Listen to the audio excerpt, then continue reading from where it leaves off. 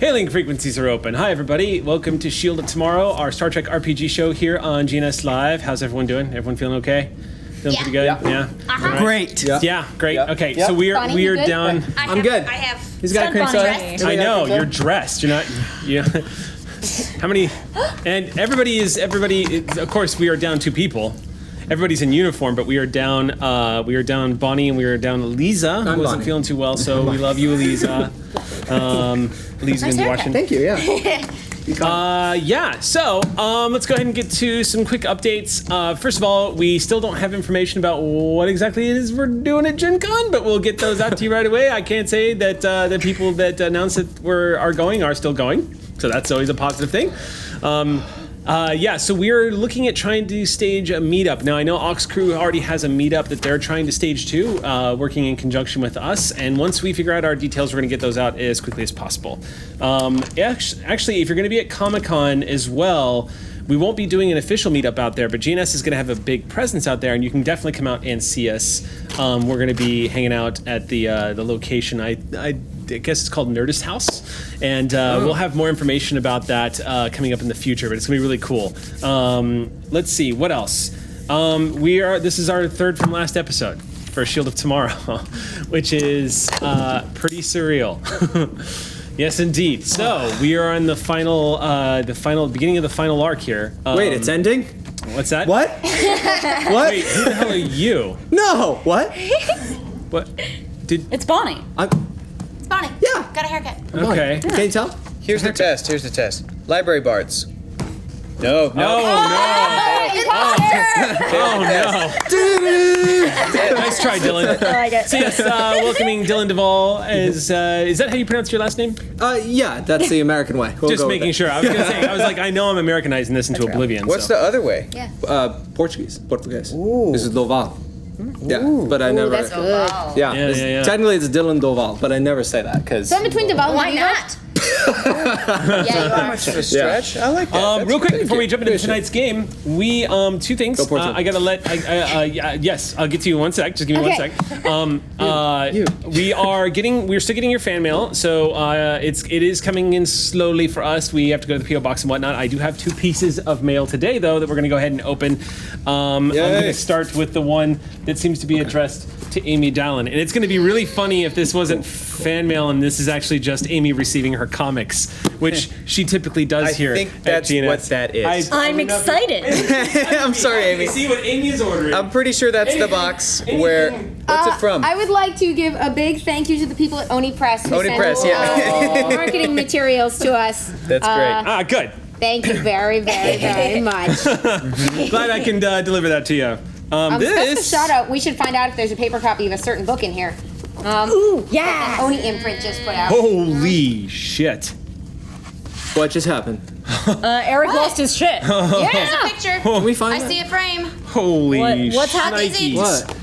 Okay. You're behind the screen. Yeah, I know. I just got to make sure I'm allowed to. Oh, it says, read me if you feel so inclined. Okay, I definitely feel inclined. I'm just going to go ahead and show you what was greeting me the moment I opened it.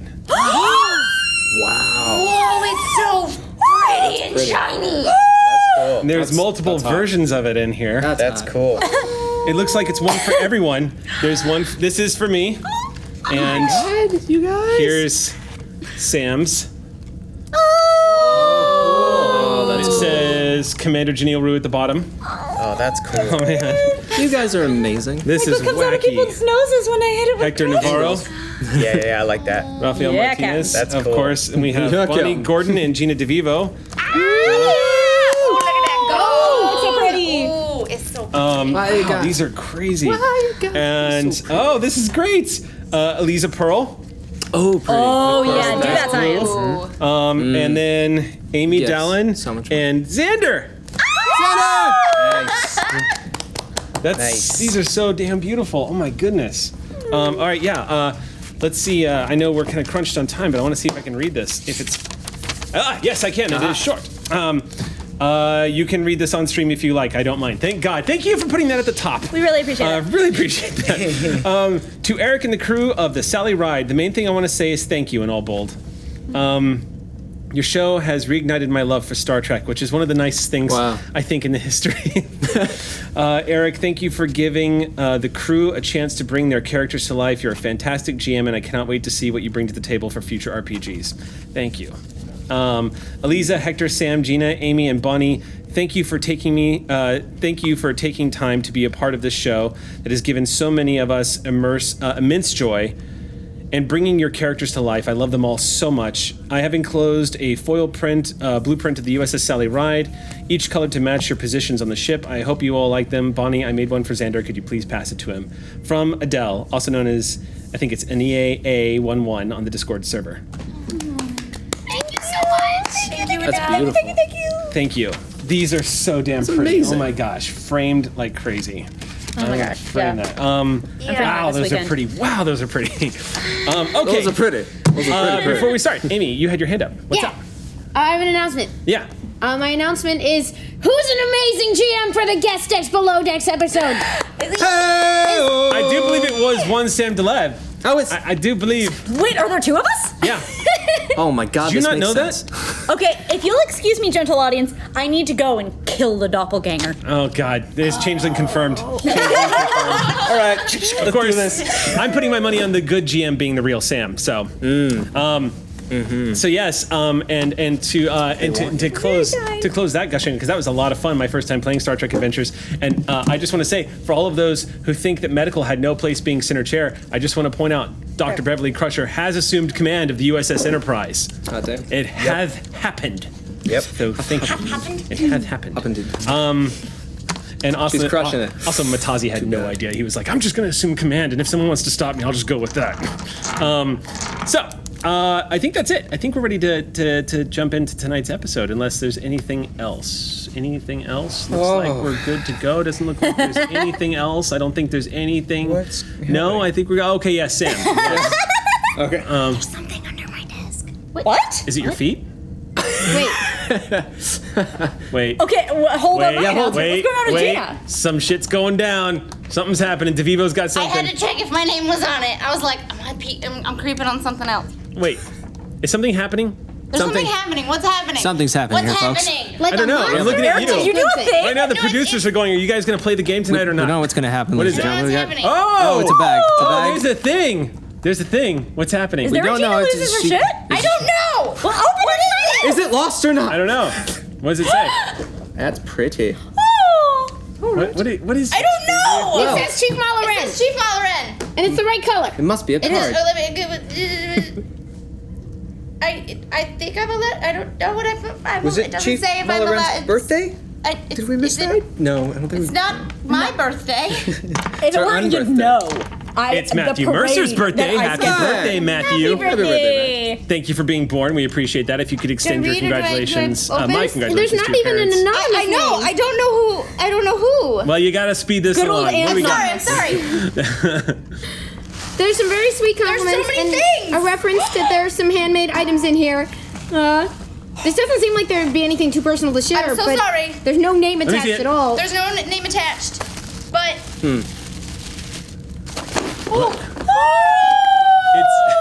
It's it says Mullerin Jenny Plant Face on the bottom. That lives on your table now. And Chief Chief. That's awesome. Oh my goodness. There's a galaxy on the bottom of the mug. That's so Wow. and a Sharpie. Okay. I mean, Well, that's nice. She's had to That's- color goatees before, so solid. you're Practical. Hey. Now you Okay. can use, That's That's fantastic. That's a great gift, actually. You guys gotta let her know if you're gonna give her stuff. 'cause Maybe she was mysteries- everyone's so confused. Everyone is so confused. I had no idea that was happening. Mysteries maybe Who will on get. the crew did this? Y'all sneaky people. I don't know. Somebody did it. I mean, Somebody did it. placed They're all it, hiding not right like- now. No, it wasn't me though. Thank you. Thank you. Thank you. Mystery gift. Thank What you. else is under here? Thank you to the treasure goblin who dropped that off. I just Okay. Just wanna make sure What is it? nobody else has got it. I know, Yeah, right? check your feet. yeah. All right. I do think coffee? Sam was going to say something before. I was. That was pretty incredible, but Yeah, are you like, done, before- Gina? My goodness. No, I'm not, sir. Spit take. Sips tea. I don't know what you're talking about. No, all right. I'm that's so nice. proud. Is that your excitement? Seymour? I mean, I am on the correct side of the GM screen again, and I'm excited. Okay. All right. So now we can start tonight's episode of Shield of Tomorrow.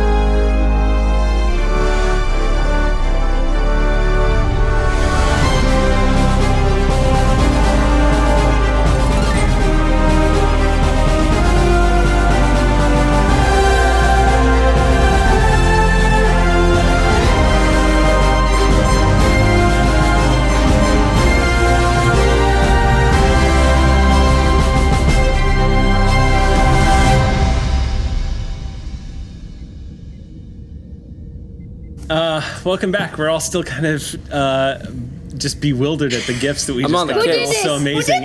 And who did that? This Well- came. Adele, thank you again. I'm just kind of beside myself. Those are so pretty. Day. And thank you. It was a good day. To Gina's first #1 fan. First number That's one first fan. number one. That's Whoever what you the are. card says. Okay. Aw. The handwriting looks like my handwriting, so I was like, Gina, did you do did I this? do this to myself? Changeling Part 2 confirmed. I am my first Could number one it, fan. could it be from a family member? The doctor would like to see you now. I don't know. The DeVivos are pretty crafty. They are pretty crafty. It's possible, and they But I didn't. feel like your mom would have left more clues. I don't know. We'll puzzle this out maybe as the we fact play. that there's Yeah, as still we a play, Sharpie in we'll here go is ahead the and clue. we'll attach this to the hypothesis system to be used later in the game. It was the butler. And I think, I think we could spend another 45 minutes trying to figure this out before Yeah. we really Yeah, start. yeah, yeah. That's what I think. Captain. No? that's all it roll would for take for intuition. Sax Car to charge in here and Yep. kick us all in the face. All right. Sax is cool with that, right? Yeah. I'm sure he's great. Yes. All right, so let's go ahead and jump into the recap for tonight's game. So last episode, we left off on a huge reveal as to what was taking place. You guys have discovered that Malgog is actually in control of these two devices that he's managed to fit together to control what you all know as the pull. Apparently he is that using pull. it. You don't know how he's using it or how this device functions in using it, but you did get a bit of information from your captain after doing a deep dive into Lynn Zadis's head via both Malarin, but facilitated by our own Talon. You were able to gaze into the repressed memories of Lynn Zadis and relive some of the things that he lived in order to uncover exactly what happened on board Malgog's ship while he was press-ganged into being an engineer. Not only did you experience all the terrible things that he went through, but the other things you experienced were all the information he was able to accumulate and learn by being around Malgog, particularly towards the end when he had succumbed and joined the crew, essentially, when he had earned their trust. It was also impossible to hide the fact that he was deeply, madly, and crazy in love with Malarin, which was revealed and then acted upon rather immediately after the departure from Zadis's mind. They kissed. This piece of artwork is just amazing, by the way. Just check it out. It's thank you, fantastic. Caitlin. It's one of my favorite works that we've And seen thank you, so Tester, far. for the lovely Yeah, nail art. it's so good. I was sobbing. But the other curious thing is Captain Martinez, somehow the knowledge of these bits of information that you were able to get from the memory has somehow triggered information that was laying dormant for some reason in the mind of Martinez, who upon once hearing the description of this strange world that Zadis was aware of, Martinez knew exactly where it was, what it's called, and what you're probably going to find there. He knows the exact coordinates and has no idea how that's possible. VSU. Yeah. That's what it's called, right? What is that? Yes, VSU? that's correct. That is the name of the world. Yeah. And for anybody who didn't catch that, it's called VSU. But in Portuguese, it would be Viasu. Biasu. I actually wrote it as Viasau, but Sal. yeah, S-A-U, Viasau, but Viasau. Viasu's fine. That spelling. Wait, okay, because I also wrote Viasu. Can you I just also write did how too. Yeah, it's you S-U, spelled it? just it's V-I-apostrophe-S-U. V-I-apostrophe-S-U. Viasu. Viasu. Okay. In French, it'd be Thank Viasu. you. I get rid of the A and I add an apostrophe. My notes for this show are so badly spelled. So many sci-fi, so many American sci-fis pull what they think is alien words, and it turns out to mean like anteater's tail in French, and you're like, oh, damn, sorry, yeah. Yep. Uncultured. Maybe What if we just add more name for apostrophes a though? planet? It is good. So, upon realizing all of this information, the Sally Ride has realized that the thing to do now is to stop Malgog. He's got this thing. It's time to finally confront this bad mofo and shut him down. Now, the key to finding him, apparently, you've set up a trap in one of the subspace relays here in the Shackleton Expanse that might be getting a lot of traffic. And one of the ways you did this is Mala and Lark basically bugged the relay, implanted some false signals to try to lure them into using it so that y'all can monitor whatever information might be flowing through there, coming from Kavania Station, which is where currently Malgog, or not Malgog, but Zazaret has set up his throne, so to speak. Quick recap: Kavania Station is a unsanctioned. It is an unlawful occupation of Shackleton space. Technically, the Shackleton Expanse was gifted to the Federation by the Klingon Empire a long time ago. And when I say gifted, it was more of like the Klingons said, "You can set up a station here and explore this space. We don't mind. We don't want it. We don't So really we care." have It was supposed to be like this jurisdiction. joint thing. So technically, while no one's planted their flag in Shackleton, this is kind of your turf. Yep. We do So- this. Actually, yes. It's blue. It's very nice.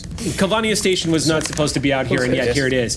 To give everyone a quick description of what Kavania Station is, again, it is essentially a pirate haven, a hive of scum and villainy. The descriptor that I gave it was a bulbous, sort of crudely constructed space station rotating out in space. Closer observations would reveal that it is, in fact, the remains of multiple starships that have been repurposed into a single livable, habitable space station. Kavanius being the seat of power for Zazaret right now and all the illicit activities that take place in the Shackleton Expanse, he also revealed to you that Valu, his first in command, quote-unquote first in command, and Nemesis, apparently, along with Malgog, is in league with Malgog. So right now, y'all are trying to set a trap to get Valu to talk to Malgog so you can locate Malgog. But you already have a lead now, having gone completely in the opposite direction of the adventure that the GM prepared for you, and deep diving into Lynn Zadis' memories. You managed to uncover a vital piece of information that is immediately pointing you to a key piece of real estate that apparently Malgog has been using as a bit of a haven. And is apparently connected somehow to the anchor, which is the device that's causing the pool. Sally Ride was getting ready to set out. Lynn Zadis insisted that he come along. He wanted to be there when you guys finished it. He was there when it all began, back when you first encountered Malgog and were subjected to the freezing of time and the restarting of time in episode 0. He has to ask Admiral Hebert, and that is where we left off. We will begin now in the Admiral's office with the commander and the captain standing side by side with Lynn Zadis, as the Admiral is reviewing the request and looking over basically what you're attempting to do. And she's just kind of staring at this going, "This is incredible. So this Orion has an alien piece of technology that's been causing this strange celestial phenomenon for the past year and a half?" According to our intelligence, yes. She sets it down and says, "As if the Dominion War wasn't enough.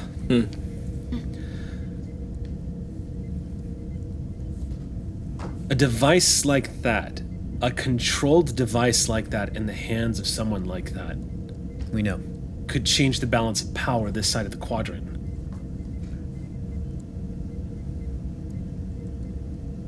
Explain to me again the exact reasons you feel you need to leave your post as my chief engineer and join the Sally Ride, and you have to tell me, Commander, you have to look me in the eyes right now as a Starfleet officer, and you have to tell me that it's not a vendetta.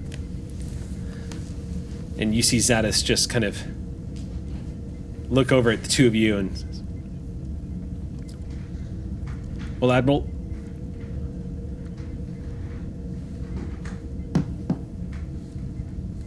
Sally Ride is my first crew, Admiral. I came out here into space with them, and it's not a vendetta. I know who they're going up against, and I can't let happen to them what happened to me, or anybody else. I know Malgog's ship. I know his crew. I know how he thinks. I know the Sally Ride. It just makes sense, Admiral. And Admiral, she just leans across the desk and looks at him and says, that's almost a convincing argument, Commander. But you're also not wrong. Captain, Commander, give me your honest, unbiased opinion. I know Commander Zadis was your former chief of engineering, and I know the history that you all have. Can you both look me in the eye and tell me that he is not going to be a liability on a mission like this? Absolutely. Commander? As my captain says. Admiral, he volunteered. All we were looking for was information from Lynn Zadis, and he was the one that said that he wanted to come along for all of those reasons. Now, what he's experienced, I can't speak for him, but I know that it is something beyond what most people deal with, what he's experienced. And he has worked through it and is still working through it. And for him to volunteer to come along this mission, to me means that it's more duty than it is revenge or vendetta. There might be some of that vendetta in there, but that's what he just described to you. That's accurate, and that seems like duty to me, Admiral. She stands up from her desk, and she walks over and stands apart from Lynn Zadis. And even though she is about 5'5", a very kind-looking woman of Indian descent, she looks Lynn Zadis, looks up at him, folds her arms, and with an air of authority, she says, if anything happens to them, because of your personal feelings, it's on you, Commander. And Zadis just looks straight ahead and says, yes, sir. Permission granted. I'll leave it to you to work out your assignments. I don't want to be the one to tell the Tellarite that there's going to be 2 commander engineers on board. And she goes back behind her desk and sits down and says, all right, Captain, here are your orders. You're to find this Captain Malgog, and you are to stop him at all costs. Understood. Find out what you can about this device, where it came from, who made it. But your first priority is going to be stopping this Orion. And you are authorized, if you feel it's in your best judgment, to use your more seedy contacts if you need to. May prove instrumental, Admiral. Thank you. And let me know what Narendra Station can do for you. I'm going to alert Starfleet Command, but they're going to have their hands full, and honestly, Captain, she holds up the data pad, she's like, I'm not sure they're going to believe me. Well, stranger things and all that. It's possible. She clatters it down and says, well, then I guess we're done here. Clear skies. Dismissed. Oh, Captain, sorry. She reaches down and pulls out a data pad and says, I was instructed to give you this. She hands you a data pad. It's a message Captain Scott left for you. For me? He said, give this to Rafael Martinez. Thank you, Admiral. Appreciate it. I wish someone had told me he was on this station. I had no idea. Really? Really? The day-to-day activities of this station, I'm not really paying attention to the roster of engineers that are volunteering here. I leave that to my chiefs of staff. I had no idea Captain Montgomery Scott was on my station. I Admiral, would have liked to have met him. Admiral, Zadis, you've been should, remiss. Zadis just goes, Commander, she just said I could come with you. Admiral, you should treat yourself to a drink every now and then. In the, what's the name, Zadis? What's the name of the... Oh, wasted space. Wasted space. The Admiral just says, yes, I heard the name of that bar was put up to vote. You could pick up on that scuttlebutt. Well, again, you have all the assistance Narendra can provide you. Thank you, Admiral. You are dismissed. Yes, sir. Keep me posted. Will do. I'm just going to sit here and work and pretend like the fate of the Shackleton Expanse isn't at risk. We can plan a future raid on a hive of thieves after all of this is done. Oh, I've got Hornet Squadron. I've got a briefing with Hornet Squadron later this afternoon about that. Thank you, sir. You're quite welcome. Captain Tassim Vor has a particular interest in keeping law here in the Shackleton Expanse. And they're a little hungry, I think, being that they're being kept away from the line. Well, I wouldn't have minded a little bit of birdie backup, but I'm glad they're being put to good use. Let me know if you need it. Okay. Yes, Admiral. And this time, you are dismissed. Thank She you, sir. smiles. Thank you. Yes, sir. Good luck, Lynn. Thank you, Admiral. And the three of you walk from the office, and Zadis just goes, "Whew, okay. Okay. Okay. I'll report to Commander Ziv and ask him for assignment." Make sure that you do. It's good to have you back. Thank you, Captain. It's good to be back. See you on the ship. See you there. All right. And as he walks down the hall, he kind of leaves you all behind, turns the corner, gets into the turbo lift, and hits the button. And it's quiet in the turbo lift for a moment, and then he just... Zadis Damala. Hey, how'd it go? She said yes. Yes. Okay. Where are you? I'm on my way to the Sally Ride. Okay. Oh, no, I've got to stop and get my stuff. Sorry, I forgot my duffel bag. I gotta go back to my... Okay.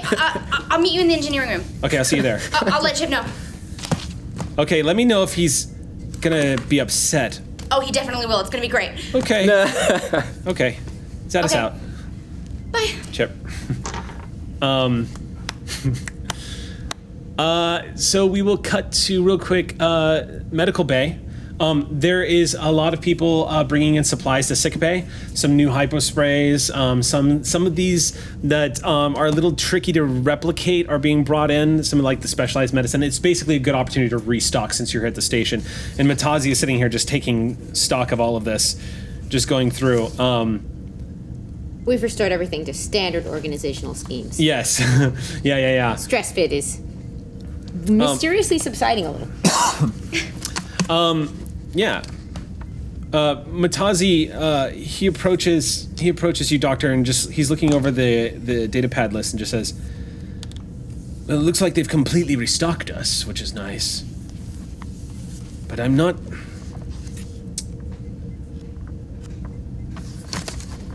What's on your mind, nurse? He looks around and notices that you guys are in here alone at the moment, and he just says, "I regret that I didn't have the time to order any special... Perhaps it's for the best. I was concerned and thought...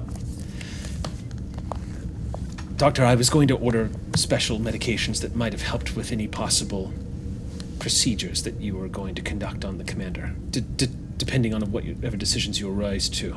There are certain medications that have to be requisitioned through order, and I thought it might flag us if I were to order them." Well, it's definitely something we should talk about. I'm glad you're proactively looking into our best options, but we definitely should not order anything until we've discussed it. Obviously, this would have to be something that would happen after this whole wild chase of this crazy Orion, but I would regret anything happening to the commander because I didn't make a requisition. It's one of the reasons you're an excellent nurse. Thank you, Doctor. And I'm out of character, just gonna check in with my GM. Yeah, check in.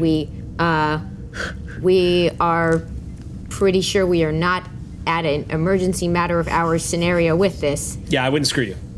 I wouldn't be like, all right, you guys arrive at the planet and Rue dies. I don't think is that screwing Amy? I'm like, well, I had the clock ticking, you get guys. to be You should have the paid first attention. person I murder on stream. Right? It's, What is this? What is this? The eye shines bright. No, but it's a valid question. No, I would say right now, giving the timeline of events, it is something. Right now, the more immediate thing, you guys, where it is in the timeline, yeah, you'll be fine. Don't worry, I have weeks. It is. oh my god. So I would like to discuss with Better than ours. with Matazi the totally fun recreational activity of the 12 different potential medication and treatment schemes that we might want to plan based on different outcomes and approaches, so that when it's time to requisition something, we are very well prepared, just for fun. Okay. All right. That seems to actually that seems to take Matazi's mind off of oh god did I mess up to something I can do that will help in the long run. So his mind completely focuses on the task at hand. Meanwhile, the Sally Ride is gearing up much in the same way as the Enterprise geared up in Wrath of Khan when they were getting ready to make the run to the Matara Nebula. Everybody is walking around. People are running personnel checks, making sure that battle stations, if necessary, are ready to go. Everyone is just, there's an energy flowing through the ship. Everyone has the Aux crew, everybody has kind of been anticipating that this was coming. That at some point you were going to have a confrontation with Malgog.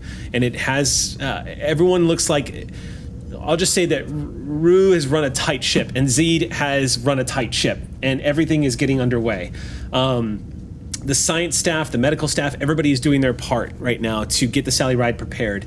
You guys are basically about half an hour away from departure at Space Dock and personnel is coming back on board. And as the two of you are about to step back into the transporter room at the Sally to go back to the Sally Ride, you hear as y'all are approaching the transporter pad, you hear as you're about to step up onto the transporter pad. If you'll pardon me a moment, Captain. I'm sure I'll be shortly behind. Captain, every time you see Kolar, you are impressed at the size of this Klingon. He really does stand a full head taller than most Klingons. And as Rue gives you their words and turns back, you see Kolar does look a bit different. He doesn't look like he's just wearing the normal uniform of a Beck or just like a low-foot soldier warrior with the commander slung, insignia slung onto his shoulder. Instead, he's wearing a bandolier that shows his house rank, his insignia, as well as his status as the chief operations of Narendra Station for the Klingon Empire. He looks a lot more formalized, and it suits him. He has sort of like this. It looks like aside from the bandolier that's kind of wrapped across his chest, he also has what looks like a dark blood red cape that is draped down his back with the symbol of the Klingon Empire upon it, and the cape clasps to his neck by way of this what looks like an animal fur that wraps around the back, and his hair is tied back into a tight ponytail as he's kind of folded his arms, which, by the way, a ponytail is pretty unusual for Klingons. They usually they don't always wear it. It's very unusual to see a Klingon warrior with a pony. Usually having your hair just draped down is actually just part of the uniform. It's a symbol of your age, your heritage, your maturity. He looks like he's a little more practical at this point. Ponytail kind of goes down his back about halfway down the cape, and he's it's more like Worf's ponytail, basically, because you know how they always say the Riker's beard, because that's when Star Trek Next Generation got good, when the Riker's beard showed up. Really, I think Worf's ponytail could also be said as a turning point for Star Trek. Nice. Right. Yeah. So yeah, Kolar stands there. He's being practical with his hair. Yeah. What's he doing, Saturn? And he's as he nods to you, Captain, as he sees Rue turn around and says, "Going hunting, Captain." That's the idea. Looking good, Kolar. Thank you, Captain. Good hunting. Thank you. I hope you die well. Yeah, hopefully not soon. But if you have to. Sure. Yeah. Thank you. I appreciate that. Same to you. Thank you, Captain. But hope you don't stub your toe or anything. But if you do, that you die well. The skin cells will undoubtedly be destroyed, and the stubbing, I'm sure, will die with honor, Captain. Yes. Commander, I'll see you on the ship. Aye, sir. Okay, great. I look to a lonely ensign or whatever, like, energized. The ensign doesn't know what's going on, just goes, yes, sir. Thank you. You hear the sounds of the captain beaming away from behind you, and the ensign just kind of stands there, and Kolar looks at you and says, "Going hunting." Going hunting. I walk up, and I'm going to put my hand on the bandolier. This looks good on you. And I'm going to shove to see how he's reacting with his balance on his feet right now. Okay. Judging by the I do different medical tests than It's you. a sexy reflex. They didn't teach us that one, but I recognize it. Judging by the momentum in which he moves back from the shove, you get the impression he was hoping you were trying to knock him down. Because he goes with it, and then he catches himself when he realizes you're not initiating a mating ritual. He kind of stops, and he leans back. We only have a few moments. Then let me get this out of the way. And he reaches down to his belt and he Welcome to pulls out Super Table. his family Yep. dicta. Welcome. And he holds it out and he says, "Get rid of that puny Orion blade. And when you kill your foe, use this." I take the Orion knife out. I put it under my crutch and I snap it. And I take a stick tough. Ping! Just snaps right off. If nothing, the Orion blade was very thin, very strong, but the crutch just ping, snaps right off. And you've seen that look in his eye before. It usually leads to things, but the sight of you snapping a knife blade in front of him kind of makes him smile. You take the, there it is. It's his personal diktach that he's been carrying since his age of ascension, and it has his family's house on it. How's the balance? It's a little heavy in the handle. Sure. The blade itself, because of the absence of a centerpiece, is quite light. But as you depress the button, the two blades immediately jut out on the side, and you get the impression with a heavy handle and a short, light blade like this that it could be used to bludgeon, punch, and stab. Oh yeah. This weapon was designed to supplement a Klingon punching at someone. If it needs to stab someone to death, it can do that quite well. Sure. Know how to use Yeah. it. Not made for throwing. I tend to get up close and personal, as I'm sure you've found. You definitely get the impression from the shape of the blade that this is a weapon that once pulled out does lots of internal damage. It tends to take things with it. I will baptize my possession of it Okay. with the blood of our enemies. You always did know how to talk to me.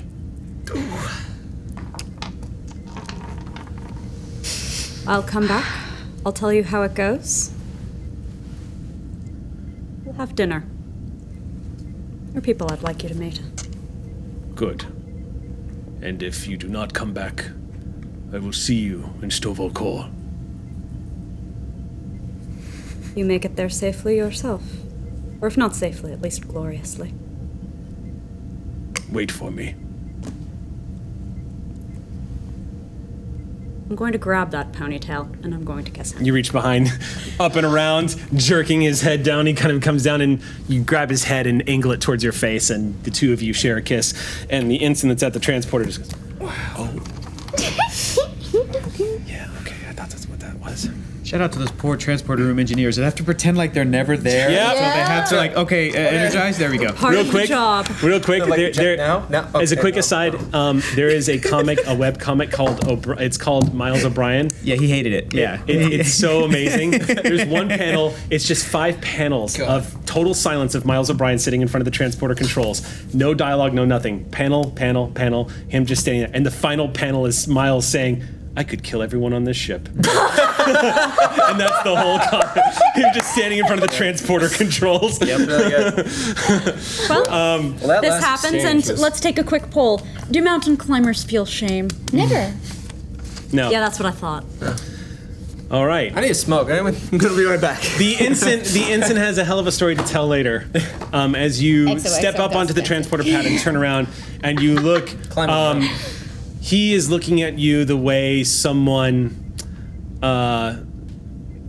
It's that come back with your shield or on it look, My favorite. and you beam away.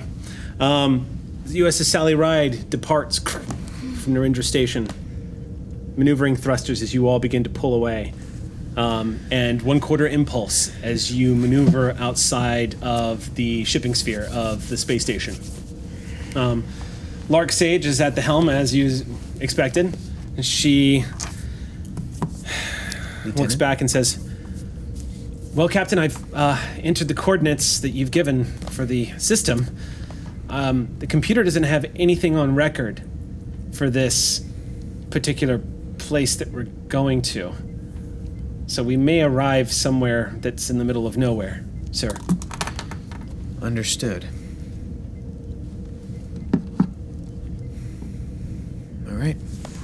Well, it's on me. Whether I'm right or wrong, it's on me. Let's go. "Hi, sir. Laying in." She looks up at the screen and, "Warp, Captain?"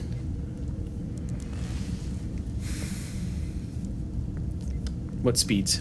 Well, let her have a little fun, sir. Warp 9, Lieutenant.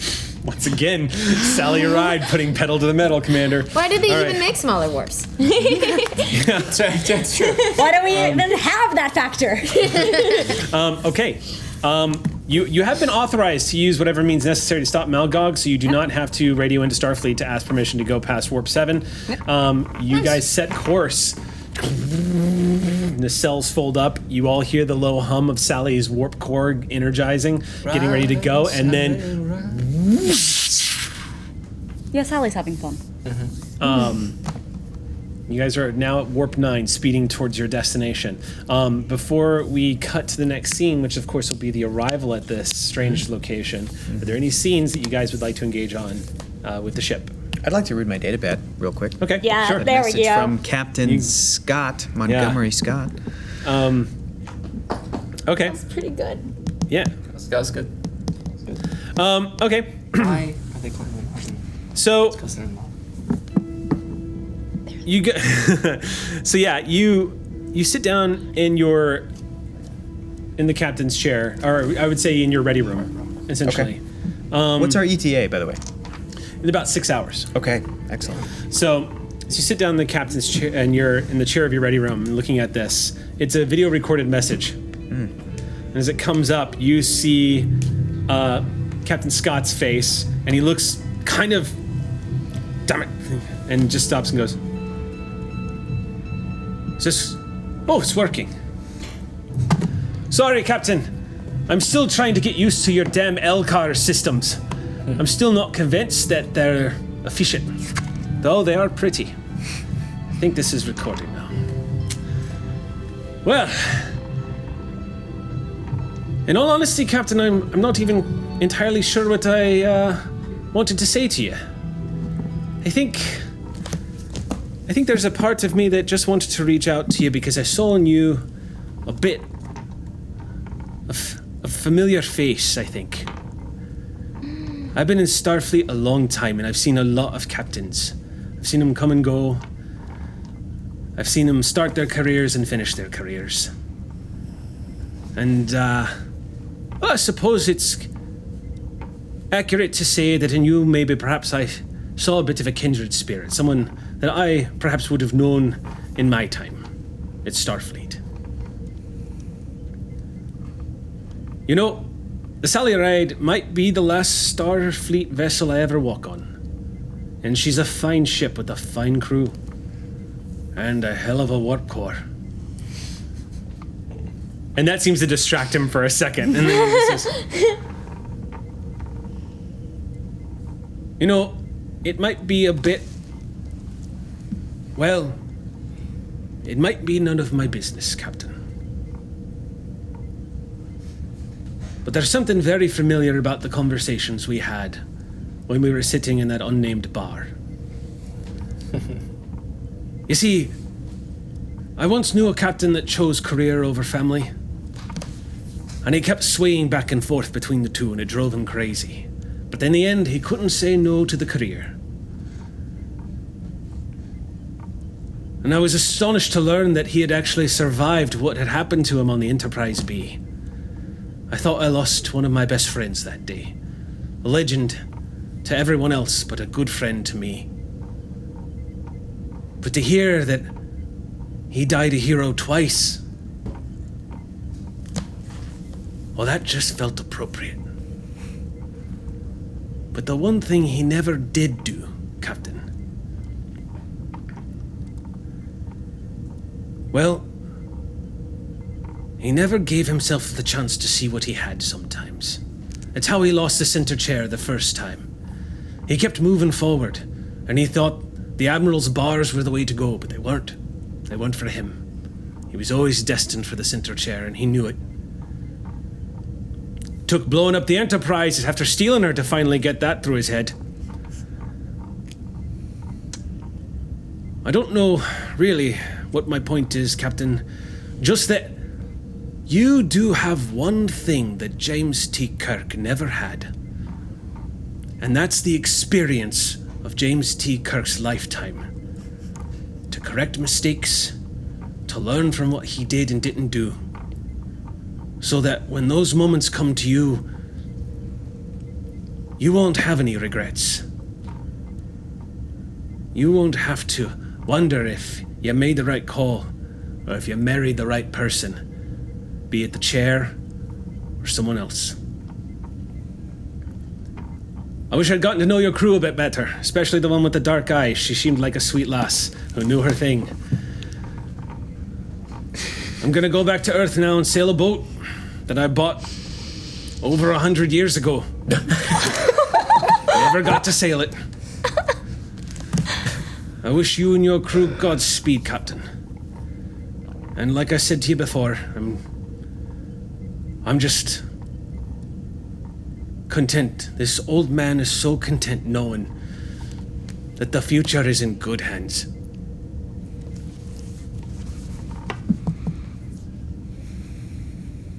This is Captain Montgomery Scott wishing you well.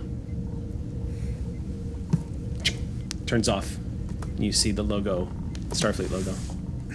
I've got some time. I could play that probably about 2-3 more times. You see his face come up on the screen. Yeah. And I'll also send it to Jiv and Chief Red. Okay, so we're gonna cut to engineering. Yep. Play. Yep, that's Imagine the camera looking at Zadis, Jiv, and Mala from the angle of the screen, looking at them watching the end of the message.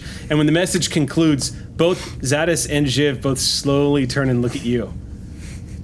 And I just. They both watch you. They both watch you hit the ground, and Zadis goes, I probably should have caught her.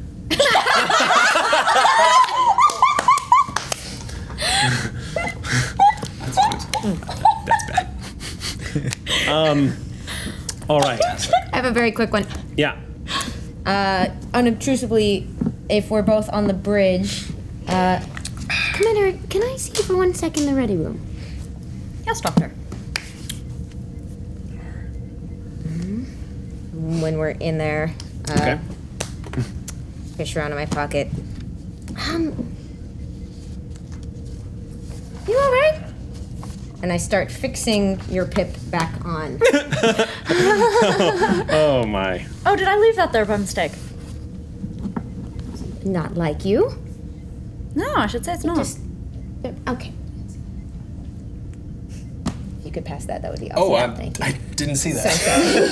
Yeah. I was like, They're real small. They're very easy to just leave there. But, you know, it's happened from time to time. It's happened a little bit with Kolar. Really? Yes, from time to time. You can actually notice as they fix their third pip that one of their pips is not a Federation issue pip. Oh my goodness.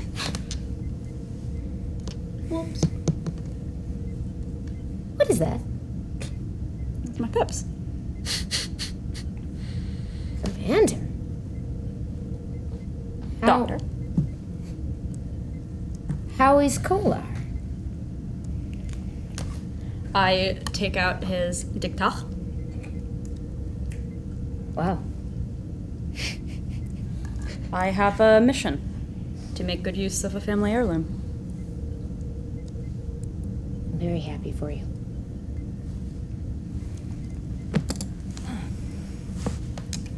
I remember the two of you seemed to get on while he was a liaison, while he was Tolosh. I still think of him that way sometimes. Never did get to run him through the Yushan tour. Was that the plan with the holodeck? I thought he'd like it. He would have. Well, he may yet. Once we get back. Maybe you'd like to come to dinner with us?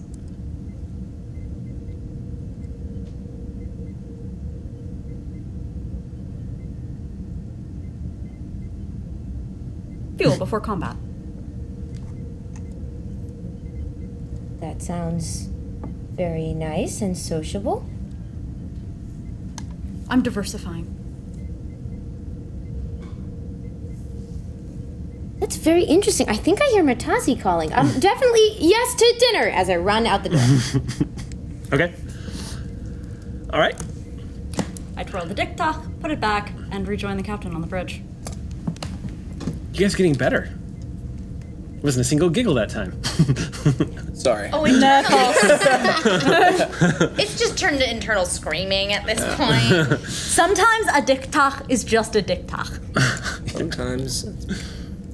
Yep. It's another reason why you gotta.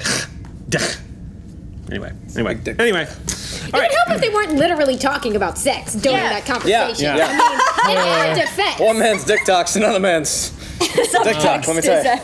Right now, everyone on Aux Crew chat is reminding that it is a safe for work chat. Why?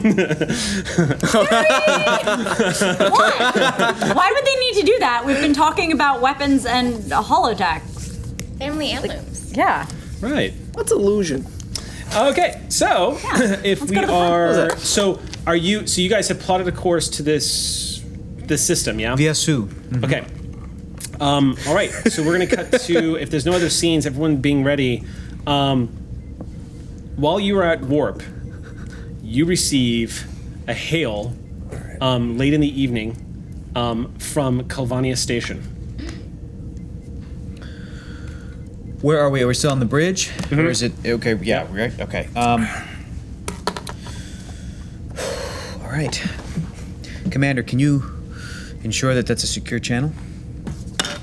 Oh, I'm sorry. I'm sorry. I should specify. I forgot that it's from Calvania Station. It's not hailing you guys. You're receiving a hail. Intercepting, and that's already You're intercepting a message from Calvania Station to the relay. Gotcha. Yeah. Our Sorry. little hacker From our rolled like our little hacker. That's right. not even bananas, like a whole fruit salad. Our monitoring relay. Yeah. Understood. Okay. What's the procedure here? We put it up on screen. What are we doing? Okay. Put it up on screen. It's lots of static coming through, but you do see the face of Valu, and you are making out words, pieces. I don't know, but they're headed your way, I think. They seemed angry with Zazrit. And then you hear a very familiar voice say, "I'll be ready for them." And then the communication cuts.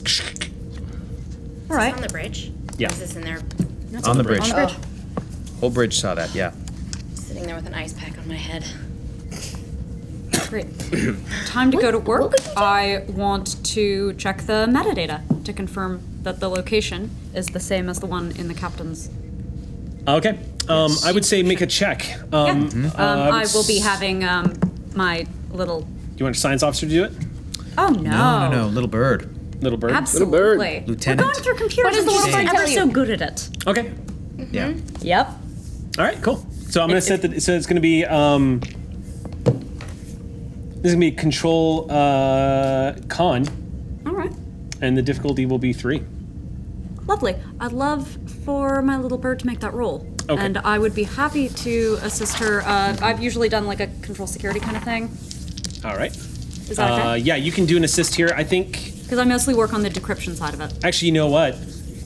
Mala could do the assist on this because Mala helped set up the relay. And That's can right. actually. I know how it right. works. Yeah, she would actually be ideal, and you can use if you want. I'll let you use your control engineering Okay. Nope.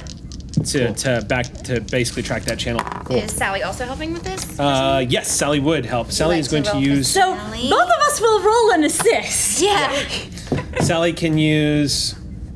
Sensors? Yeah, her. This would be communications and science. So would the difficulty go down one? No, because we're not using. No, you're not sensors, using so- sensors. Got it. What'd you get? Are we using communications or computers? Communications. Okay, cool. Communications and Stand science. by. Both on. This might be the first time we've ever. Have we rolled communications before? Probably once. Once. I think. Wow. All right, let's go We ahead all and majored in communications, and this is all it entails. That's Yeah. it. That's all it boils down to. Roll for it once. What'd you get? 2 successes from 2. Okay. Sally. Yeah. All right. So yeah, no problem. Because Lark got 2. All right. got 1. So go ahead and juice up your momentum. Difficulty was 3. Lark Juice got it. 2. You That's got 1. it. You got 2. So 4, 5 successes total. So yeah, momentum. gain that. And yes, 3. it's Thank you. you guys are able to track the transmission. It is definitely coming from Calvania Station, and where it is headed is triangulated. It is on track with where you are going. You cannot pin a precise location, but it does appear to be coming from the uncharted system that you're headed towards. Right. Looks like we're right on track, Captain. Excellent. So it would appear that unless he's using some kind of trick, you actually might be headed straight towards Malgog right now. Can we narrow down his location? No, not unless you could. We just know that it's in the system. You could spend a momentum to get an idea, but right now, not really. No. I'm gonna say right now that the closest you can get is knowing that you're headed into a system that he apparently is in. Right, because we did this whole thing on the principle of like pinging cell phone towers, so we Yeah. know we're on the right path because it pinged the nearest cell phone tower. Right. Yeah. And that's what we've got. Yeah. Okay. But it's consistent with All right. our current course, sir. Good. I guess then we stay the course. All right. All What's right. our ETA now? Well, unless there's anything else, we'll just cut to you guys coming out of warp. Yeah, with the caveat that I have Zed running this whole ship up into ship shape and getting ready for potential combat, I was given gonna that they say- apparently know that we're coming. I activate the Zed. So then, question: what alert are you at? Blue, yellow, green, I would Yellow like alert. red? Yellow alert. Mm-hmm. All right. Yep. Ship goes to yellow alert. There's a green. Oops. Yes, it's Come on. recycling There we go. day. There it Green is. alert. Oh, it's like Yeah. All right. All hands What go to about stations. As you guys are, you guys are moving in. A few moments pass, and the cell is lower. In front of you, on the main screen, is a haunting image of what looks like an uncharted system. What's haunting about it? That it is a white dwarf star in its final stages. That's right. Yeah. And that the right. inside of this system itself looks like, because of all of the explosive activity that this sun has gone through over the course of its lifetime, the system itself seems to be encased in a gaseous nebula. So the whole system has this sort of reddish purple hue to it. The white dwarf, there's a single planet in the system. And there is a lot of sensor interference because of the nature of the gas cloud and a lot of activity coming off of the white dwarf. What kind of activity? A lot of it is it's just like your standard radiation Got and it. whatnot, but a lot of it's mostly the hellacious atmosphere of the cloud itself that this system is encompassed by. So this actually puts us at a small advantage, given that our sensors will be impaired, but theirs far more so. No. No one else matches our Dylan, no. sensor suite. To answer your message. Okay, thank you. I was like, That's what? true, Not but- our sensors? I was like, Commander, Sensors! It's a science vessel! I'm gonna lower the music a little bit because it got really loud there on You're- the last one. right, Commander, but unfortunately I feel like their advantage is that, they're playing on home turf. And we are, now, a little out of our just element. make sure this is. So we ought head in and acquaint ourselves with said turf, sir. I agree. That's good. Okay.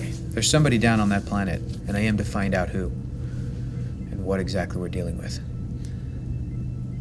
So, as you guys move into the system at Impulse, Talon immediately begins to scan the system. Yes. I'm gonna go ahead and roll for her. Thank you. Don't worry, Lisa, I'll do you proud.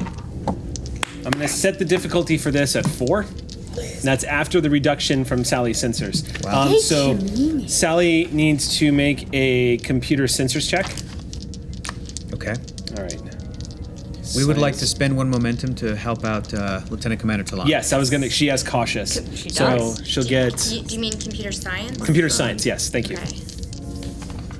Oh no, I'm sorry. It would be Sensor sensor science. science. Blah blah blah. It's okay. You Yeah. got it. Okay. I am so sorry, Eliza. I apparently should not be rolling for you. Sally also didn't help. Okay. So I got 1 success for Talon. Talon's shaking her head as she just kind of scans through the system. She said, "I'm sorry, Captain, but it looks like the interference in the nebula is interfering with our sensors. I am getting a read on the planet, however." And she brings it up on the view screen as you guys are closing in. As you are all closing in, you immediately hear as you're approaching orbit of this planet, which I'm assuming you'd want to establish anyway. Yes. As you're approaching orbit of this planet, there's 2 things you notice. Is the planet itself looks very it looks reddish like Mars. It's about the size of Mars.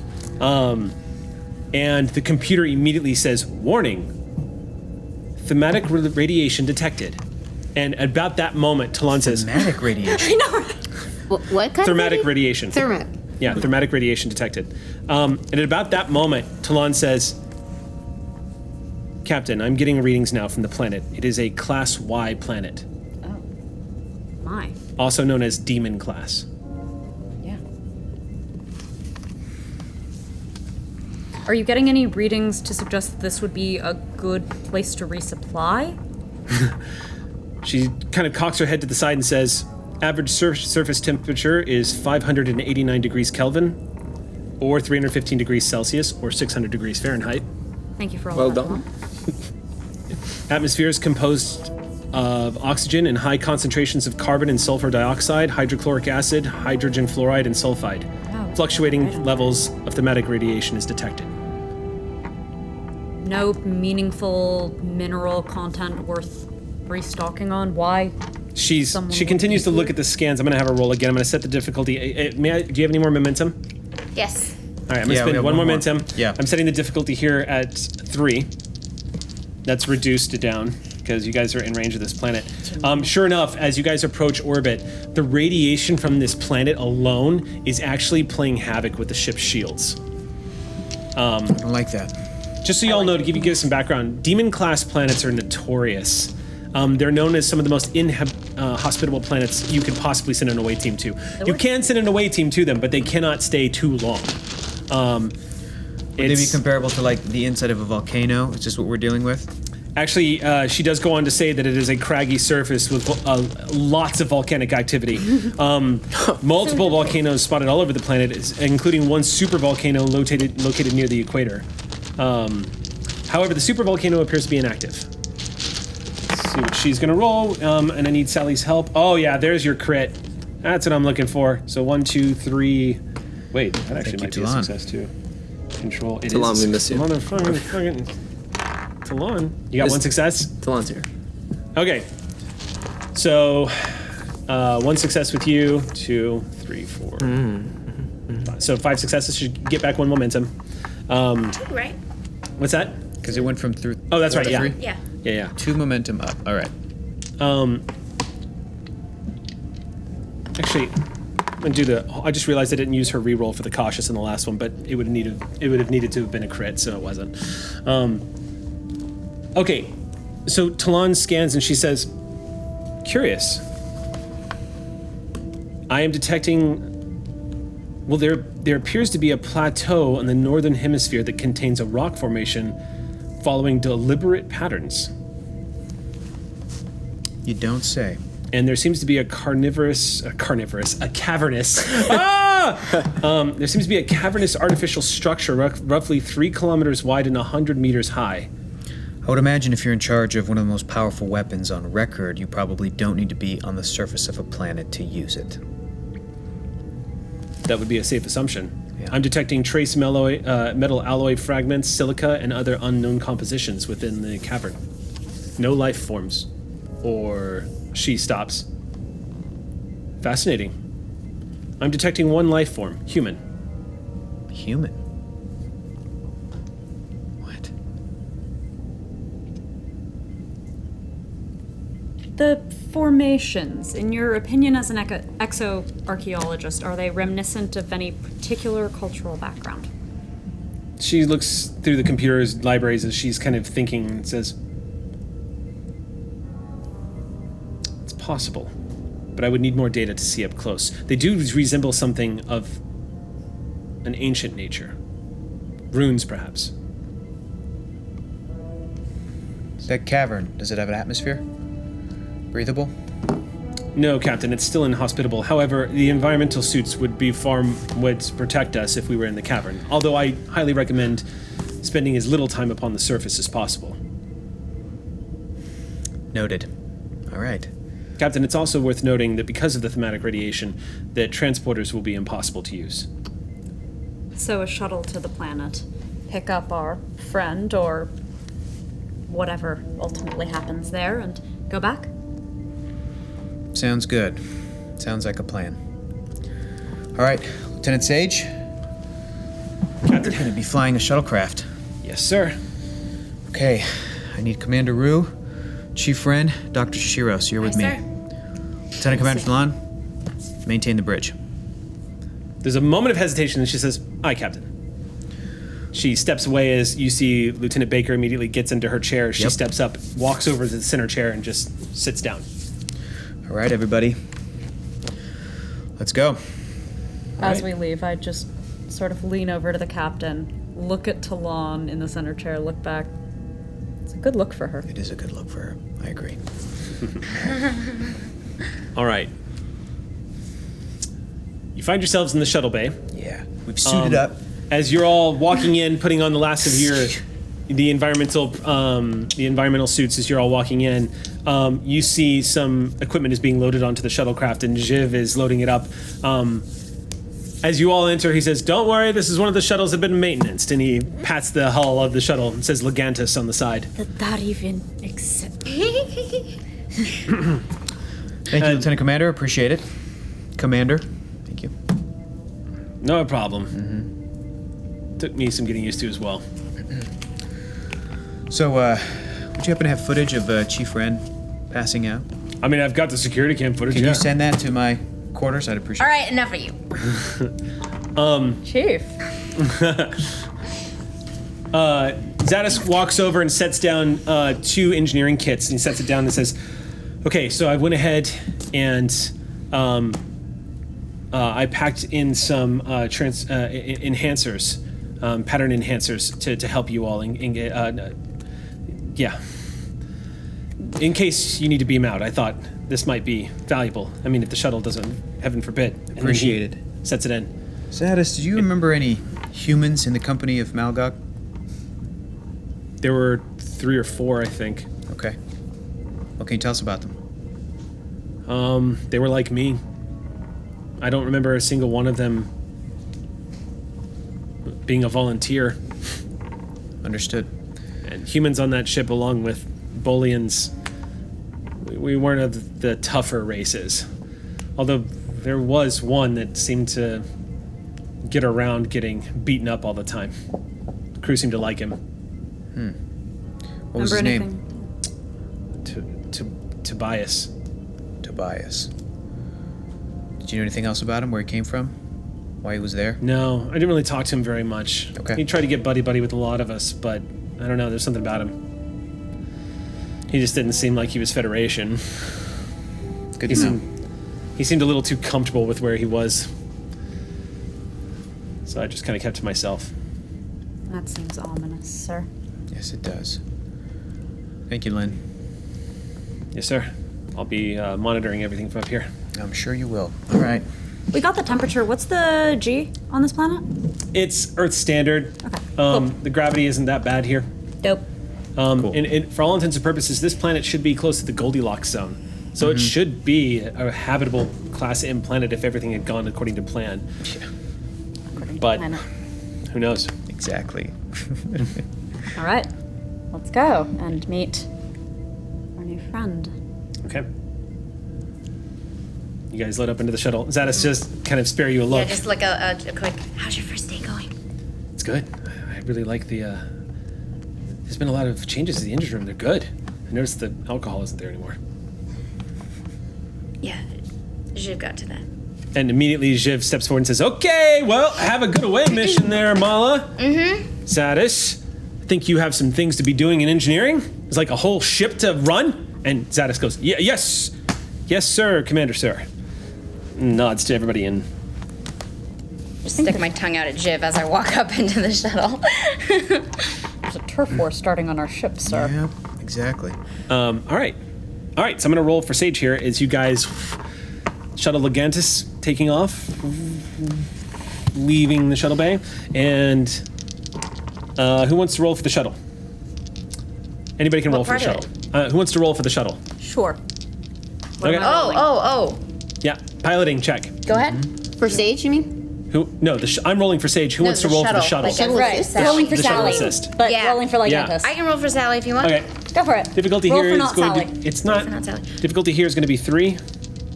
What stats am I using for the shuttle? Doesn't matter. I'm going to take a picture. Oh, bad or no. good? No, What did you no, do? no. Oh, no, no.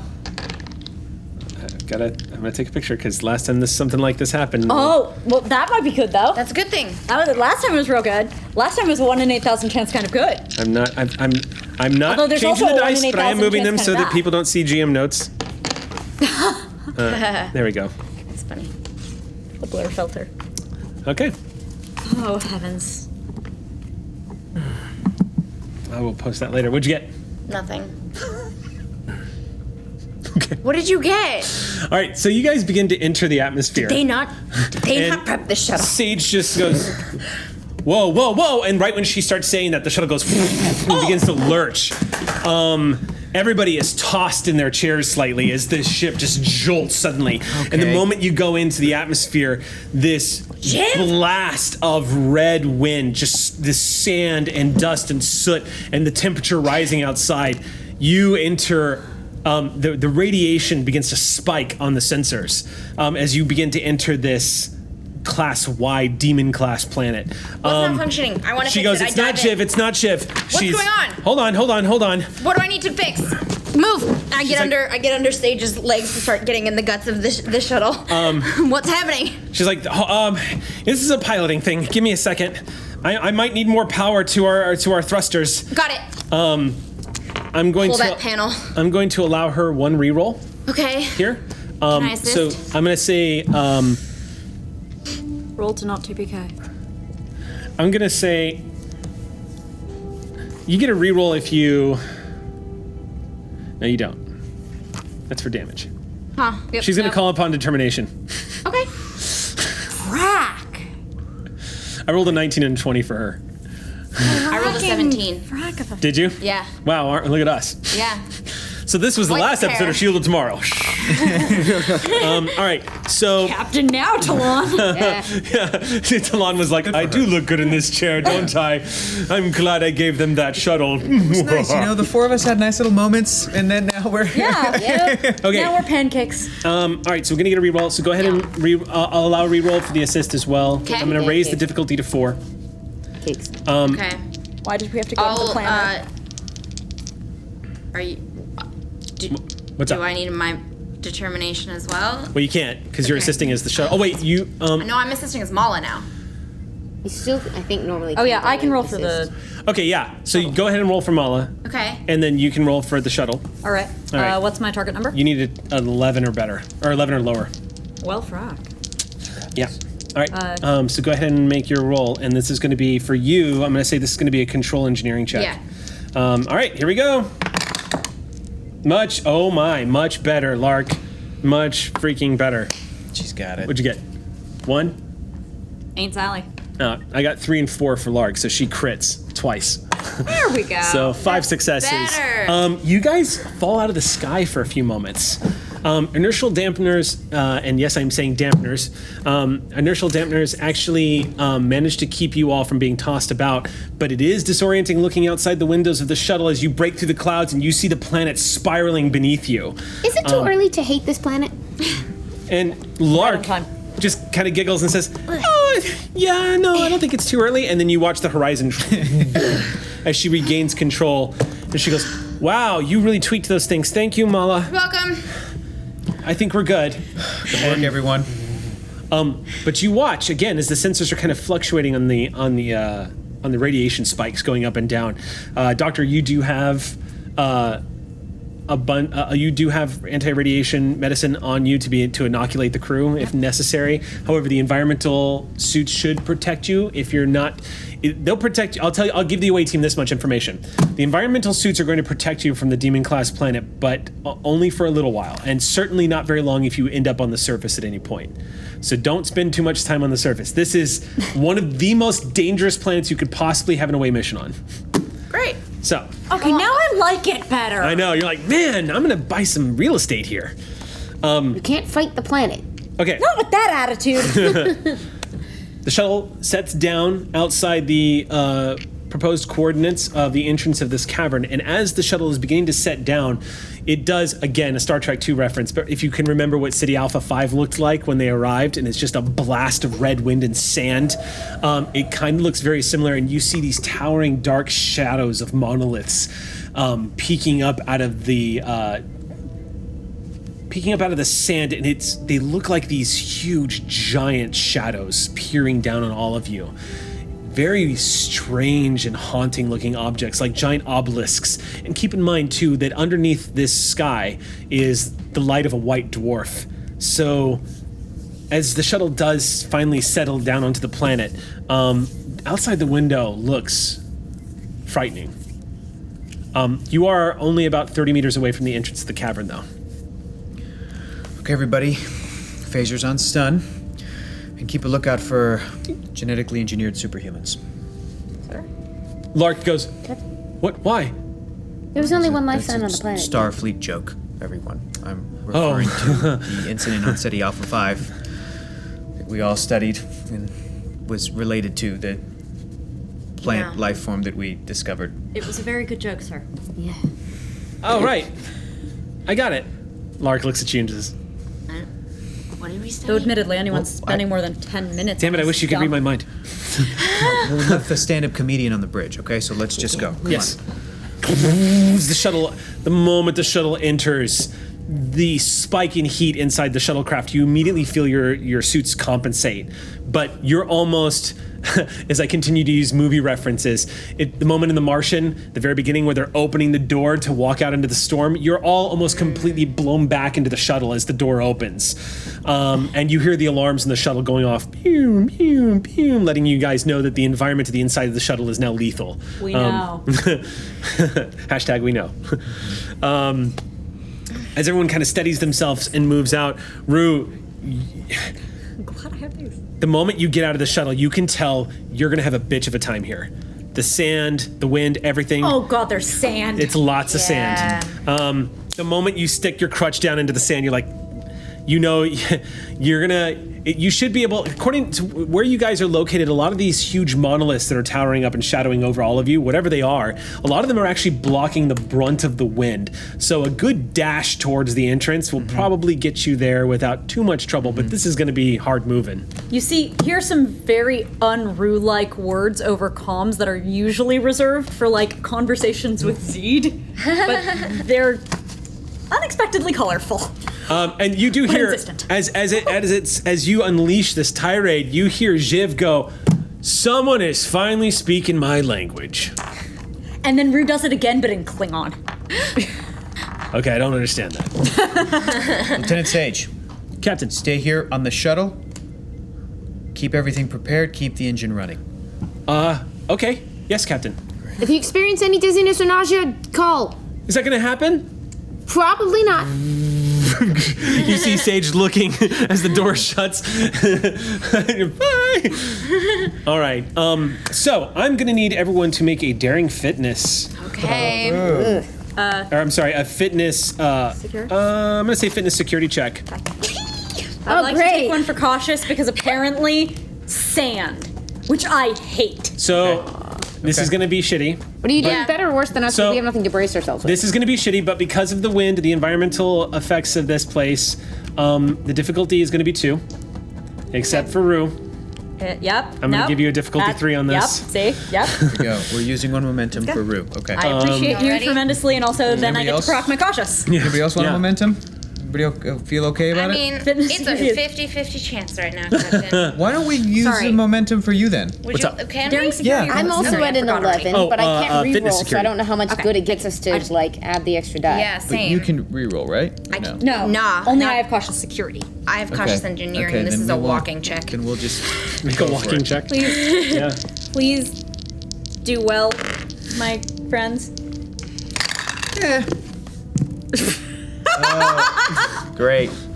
Great. I believe I can fly. I can only sing that. Some nonsense. All right. Okay. Where did Rue go? Put that into the table. Okay. What'd you get, Rue? 6. 6 successes? Yeah. Holy Natural shit! crit, Oh my a 3 gosh! and a 5. Yeah, so we get 3 The momentum. planet stops and goes, whoa, whoa, whoa, whoa, guys, whoa. Hold up. Let's let the MB go. Yeah.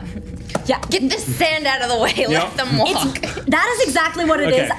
It's kind of like you feel like if you run in the rain, you get less wet. If Yeah. I just book, Yeah.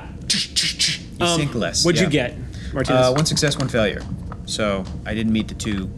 Yeah, okay. Yep, Yeah. that's How about not a you? win. Same. Okay. And, that's also No not a win. successes. okay. Okay. So don't worry. I'm gonna turn around and see my nerds and then have to go back. So Yep. there's nothing stopping you from getting to the entrance. It's the trouble you guys have getting there. And it's the amount of time y'all are spending on the surface. So for everyone who failed, including Rue, who's going back to help the crew, Oh, what? Don't do that. everyone is going to take 2 points of stress damage. Okay. I'm better equipped to take that than literally anyone else, sir.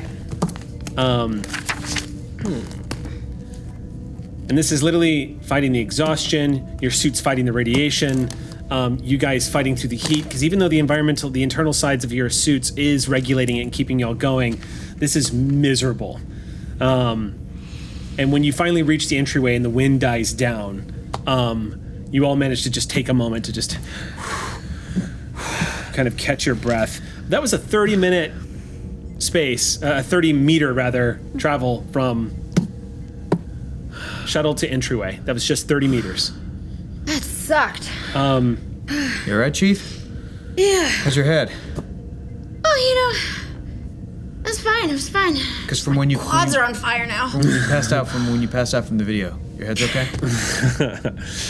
Your sense of humor appears to be intact, Captain. Gallows humor, Commander. You hear the Valid, static coming through. Sally Ride's Marissa, having thank trouble. you for that, by the way. Actually, you know what? I'm gonna roll for Talon here. Who can? You know what? I'm gonna have. I'll roll for. Who wants to roll for Sally? It's gonna be communications. I will. Okay. This is gonna be a communications engineering check, and the difficulty is 3. Damn. Okay. 1, 2. It's gonna be. What'd you get? Got one. Okay. Gaining momentum. All right. And what? How much momentum? The difficulty was 3 It was for you, and you 3 gained 6. Yes. So gain 3 more momentum. So because we should be up to 5. Rue landed y'all some serious momentum on that physics check. I was using literal momentum. Yeah. Talon does manage to get through the interference of the planet, and you do hear her voice coming through static, going, "Captain, I have it on sensors now that you are reaching the mouth of the cavern. That's right, Talon. I'm going to be tracking you from up here, sir." Thank you. Keep us updated if anything changes. The first thing that you notice is that the entrance to this cavern is oddly shaped. It does not look like a natural formation. What's it look like? Well, it looks very. It looks like a doorway, an empty doorway, or if you can imagine, like if someone had taken a giant slab and removed it from an ancient tomb. It's kind of what it looks like. And as you all reach this place and kind of look down, you just notice that it is darkness going straight down, and then a faint hint of light towards the bottom that looks like natural light, like sunlight or some such. Assuming y'all move in. I would like to take a point. Okay. Commander Rue will take point. Oh my I'm God. telling stories about the Kamari and its journey to circumnavigate the ice planet, just to be like, it was so bitterly cold their food snapped apart in their hands. Wow. Because I do not want to be on this desert planet. It sucks. Yeah, this is our first dungeon crawl. Yay! Okay, so you descend down. Again, it gets a little darker, and as y'all are moving through here, you do get a sense that the atmosphere outside is becoming a little more forgiving now that you're out from the surface. I want to be on the lookout if I start feeling someone coming up on us. You feel someone's presence down here for sure. Okay. You're not getting a read, and it doesn't feel hostile. Yeah. But you are getting the They also don't know we're here yet. That I think. So, moving down deeper and deeper into this hallway that kind of slants and goes deeper down into the surface, you eventually reach a platform. This is odd. And as you reach this platform, reaching it, you actually find yourself standing on what looks like a flat space. It looks like sort of a marbled hunk of steel or metal intermingled with obsidian. Walking out onto this thing, it basically looks like this large. The best way to describe it is it's a large slab, or almost like a balcony without the railing, that kind of looks out over what you are now standing in front of. What are we standing in front of? This expansive, colossal cavern is cast in a hellish red hue from the overcast volcanic sky, where the weak light of a distant dying star penetrates the rock layer and reveals an ancient corpse of some long-forgotten civilization. Through your travels and all the wonders you have seen, you have managed to keep an open scientific mind fueled by wonder and objectivity. The sight of this bygone landscape, however, fills you all with an unexplainable sense of instinctual animalistic dread. The same dread that all life mysteriously possesses from the moment it is born. Evolution having passed on through eons of life, death, and life again, learning what is and is not safe, what is and is not predatorial, and encoding that data into the minds of the generations to come, has now been triggered in all of you a sense of awe and horror. A combination of metal alloys and volcanic glass intermingle into a city that looks more akin to a great metal skeleton whose flesh has been seared from the bone and frozen for all time. Strange writings and symbols cover the walls, they cover the floors beneath you, and they stretch on into a never-ending line of alien speech, vanishing down corridors that reflect a crimson light that is glowing against the obsidian volcanic material. A path seems to be laid out before you. The dead city is nothing if not practical in its layout, and a web of walkways and streets all seem to lead to the center of the city about a full kilometer ahead of all of you. And you are certain that this was, in fact, the remains of an ancient city. In the center of the city is a dome, and it's made of the strange metal and obsidian. Though here, the metal seems to have a purple glowing hue. The dome is mostly crumbled from the outside, and from outside your helmets, the audio receptors that allow you to hear what's happening detect the faint sound of a mournful, ragged wail as the winds from above curl about the structure and seem to make this place from epochs past sound as though it is a living horror forever locked in a single breath of agony. So you're saying it's bad? It's not good either. Well, you also see Mickey Mouse walk up to you guys and be like, "Hey, welcome to the..." Yep. Yes, no, it is definitely filling you all with a sense Ears of... look like my buns. There is an unexplainable sense of dread that all of you feel. And as you're... It's all of you are sharing the same unexplainable emotion. And you're feeling it from everyone. Yeah. Mala. This place, you cannot explain why, but this place summons in all of you that feeling that you are in a place of ancient horror. Yeah. Punctuated by the fact that as you're all taking this in, you see the shambling form of a man approaching all of you from the walkway ahead. And that's where we have to stop for our break, because it's 5:30. Oh, you think it's you, it's just Mickey Mouse. So we're gonna take a 10-minute break. We will be right back. Stay tuned, and we'll see you in just a moment. If you really think about it, tribbles really are more powerful than the Q. Wow. Yeah. They've had way more of a cultural influence. Yo, bro. Okay, but you're counterpoint, right. a Q can make more tribbles. So can tribbles. Look, man. Oh, hello, gentle viewer. I didn't see you there. All right. All right. Just a quick, so everyone on the internet knows. Yeah. Thanks, Mama. Oh. Hey, mama. Okay. All right. Yeah. Let's jump back in. Where we left off, y'all Yes, were shambling man that I don't want to hit. an environmental suit, clearly not Federation. The mask of the suit itself, the glass mask, as he's approaching, it looks like it's shaded enough that you can't really get a lot of detail as you're approaching. Mala, you are not sensing hostility, however. Yeah. What do I feel? As he's approaching. Is it I don't just know, general Dylan? calm? What What do I is feel the- from you, dude? Dylan, what is the Betazoid feeling from you as you approach? What emotes are you having? What emotes am I having? A curiosity. Okay. Probably some mild relief urgency. that you see Starfleet uniforms. Mild relief, yes. I'd like to close the distance as quickly as possible. Okay, that's easy. Mhm. You I feel more comfortable in melee. How quick are they approaching? Real quick. a lot faster than you would expect, but you see someone on crutches basically close the distance between you and them in the breadth of a few moments. Phaser up. Yeah, it's- and now you I'm have a already disruptor. here. It's great. It's a disruptor. Disruptor, excuse me. You Disruptor. see him pull a disruptor pistol as you charge up to him. Am I in range? To melee? Yes. He just pulled a gun on me. No, he's pulling a gun as you charge. So he's Charge is a strong word. okay. So what But do yes, you probably pull it because you're quick on the gun.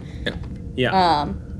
If I'm this is within a- range by the time he's pulled it. If this is I'd a like to disarm combat it. thing, the gun's coming out before you get to him, and if this becomes a combat thing, he's going to get a shot because he's got range. I'm going to continue moving in. Okay. Commander? He's got a gun. To be honest, I believe you should not move. I continue moving. Okay, they don't listen to you. Okay, boom. And I do a shot against. I shoot the feet. I don't actually shoot, like, to stop them from running. Don't okay. actually hit them, but. I'll say that. So a disruptor bolt Shoot the ground, yeah. slams into the ground. Now, here's something to keep in mind. He's only going to get one shot at you. He decided to take that shot at the floor. He aimed at your feet to keep you back. So as you are charging forward, this green bolt of energy slams into the ground next to you, and you see shattered of obsidian just scatter up in front of you. Now, I wouldn't do that again, but I have to ask if Malgog wants me back. He will not get the. Commander, hold. Chief, what are you getting from this guy? You are not Federation. Well, he was curious. Now he's a Are little you angry. Federation? Yes. Yes. Yes. I say the Prove name of it. the disruptor into my chest. Okay.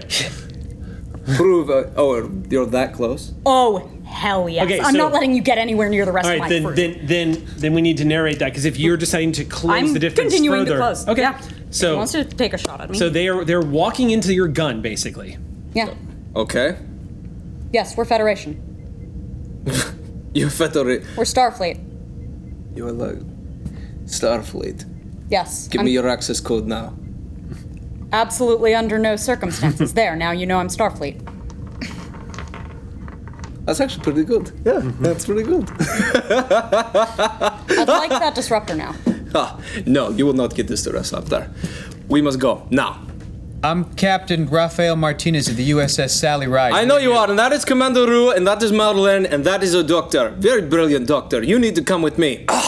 And I suppose I should drop that. Captain, you need to go escort me right now, or I need to Wait, escort you back up. what is happening here? Captain? All of you need to listen to me immediately. We need to go this way into the caves. Your ship is in orbit, right, Captain? Yes. Your ship will not be in orbit much longer. This planet will destroy it. Are you with Malgog? I am not with Malgog. Trust me on that. Starfleet intelligence. Whoa, can I permission to? No time for permission. We need to move. I start going down the hall. Okay. Going down the caves. Pivots and begins to retreat back to where he came from, down into the caves. Let's go, people. Let's follow this guy.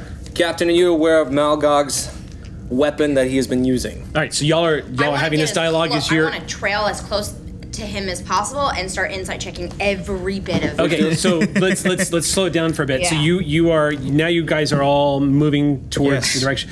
Okay. West winging So this it, yes. is dialogue that's happening as y'all are moving. Yeah. Okay, so Walk yeah, and the talk, walk West and Wing talk. walk and talk. Yeah. Yes. Okay. As y'all begin to move off, you hear Commander on your comm badge. You hear Talon go, "Commander, this is Talon. Is everything all right down there? I've seen that you've made contact with the biological life form." Yes, he shot at me with a disruptor blast. For some reason, I'm not taking his gun. Understood, Commander. Is that Talon? Yeah, it seems like you've got us at a bit of a disadvantage. It's okay, Captain. That could be remedied, sir. What's your name? Tobias. That's all I can tell you at this point in time. So you worked with Malgog. You were on his ship. You One were second, part of his Captain. crew. Can you signal your ship for your safety? Speaking of safety, how are you okay? I'm very happy that you're not dead, whoever you are. Why aren't you dead? You do wonderful work. Sorry. You do wonderful work. Martinez of Sally Ride. Come in, Sally Ride. This is Talon. We're receiving you, Captain. Sally Ride, you need to get away from the planet by about half the distance that we are right now. Captain, I don't recognize that voice. It's our new friend Tobias. He's Starfleet Intelligence. I do not was- recognize his rank, sir. He Should I be was. following? You probably wouldn't. I'm assuming everything's off the record. He was on Malgog's ship, and he is the lone human out here that we found in this cave. Talon, here's what I know, is that the planet itself does damage to ships. Yes, it is a Y-class planet. This is known. Exactly. You need to get a little bit farther away from there to be safe. Do you know something we don't, Tobias? Sage. Sage? We have a shuttle outside. Captain, I believe he is referring to the radiation that this planet emits. It makes it very difficult for ships to actually maintain orbit because the Right. radiation is ambient in the atmosphere. Is that what you're referring to, Tobias? Absolutely. The USS Sally Ride is an advanced science vessel, Captain. It can withstand the pounding to the shields. Okay. Good. Then, we're the ones in trouble. These ancient ruins are scattered throughout this entire cave structure. I've been here 6 hours trying to... Now that is interesting. I'm gonna roll to decipher something. if Okay. possible. You're going to fail automatically. Really? I have linguistics and investigation. I would say that nothing you see on these walls resembles anything you've seen. Never mind. Not even in the same galaxy as anything you've seen. It's bizarre. Okay. Can I surreptitiously check if he's dying of radiation poisoning right now? You can scan him with the tricorder, yeah. I'd love to do that at the same time as I'm cleansing Talon to start looking for his vessel that apparently arrived 6 hours ago, or a warp trail, or anything. Talon kind of quietly responds to you, says, "Yes, Commander, I've actually been on the lookout just in case. Once we detected there was a life form on a demon-class planet, I assumed that he had to have a vessel nearby." Tobias, where were you 6 hours prior? I was on Malgog's ship. Make a medicine check, Dr. Thriller. I'm intrigued. Is it? So this is going to be a reason medicine check. Sweet. Difficulty here will be 2. 2. May I borrow one just to bump us up? All right. Oh, that was almost a crit. Just 2. Okay. A quick scan would That was silly. What am I doing? Okay, 4. Get some of that momentum back. So a quick scan with the tricorder does reveal that he is starting to succumb to radiation sickness. He may not be feeling the effects yet, but give it about an hour and he's going to start throwing up and having some really bad case of diarrhea. It's going to start getting bad. At this point, radiation sickness will set in the next probably 45 minutes, and then in which case he's going to have to be inoculated and put under medical supervision for probably about 6 to 8 hours. Tobias, how did you end up here? What happened? I can't tell you that. All I can tell is I got on the ship because I pretended to be a press-ganged individual. Went against my will. You know how Malgog likes to take the people and put them into his services? Yes. I've been there for 6 months. I haven't been able to get out any intelligence to anyone. You were the first true Starfleet that I've actually met. I'm sorry I had to test that you were Starfleet, and... Ooh. Yeah. Yes. That is fascinating. Trill didn't know that. Point is that all of us need to get off this planet as soon as possible, and we can get to that shuttle, but it is imperative that we try and decipher these ruins. You said you've been here for 6 hours? 6 hours. Haven't seen anything. I've seen everything, but I haven't Why do we need to discovered decipher these runes? I can't tell you that right now. Captain, I can inform you. Okay. Chain of command. All right. We need to start taking pictures of this. We need to take this picture and get up to your ship as soon as possible. Okay, we can take some scans. So at this point, you guys are starting to approach the dome in the center of the city. Okay. And what you're starting to get a feel from as you're talking and listening to him go on is, to everybody around you, these runes that are in these ruins are, they look like bizarre scribble to you all. Yeah. They look like, if you didn't know that they were carved, you would have thought that these were created by wind shearing from the tunnels above, just eroding the rock face and corrupting this metal alloy that's here. But the further in you go, Martinez, they're saying something. What are they saying? You know they're saying something. And I understand what they're saying? You only know that these are, in fact, writings. And that they were decorative. Not necessary, and not indicative of a species that is required to draw on cave walls or anything. This is ceremonial. Ceremonial. Yeah. And as you're approaching, you're listening to all of, and as you're hearing the voice of Tobias go on and hearing the questions and whatnot, it almost like it starts to mute a little bit, Captain. Mm-hmm. And what do I hear in its place? In its place, you start getting, again, that feeling of dread as you're kind of looking at these runes. And at first you don't know the writings and whatnot that you're seeing. Some of these are carved into the metal alloy. Some of them are sculpted out of the volcanic glass. And it's weird how they intermingle, almost as if the black glass was kind of a part of the metal itself. That kind of construction is unusual, to say the least, and theoretically, unless it was synthetic, should be impossible. But at about this point, as y'all are moving in and you can hear the voices of your crew members talking behind you, you step inside the dome. Most of it is crumbled. But to everybody else, you all see the same.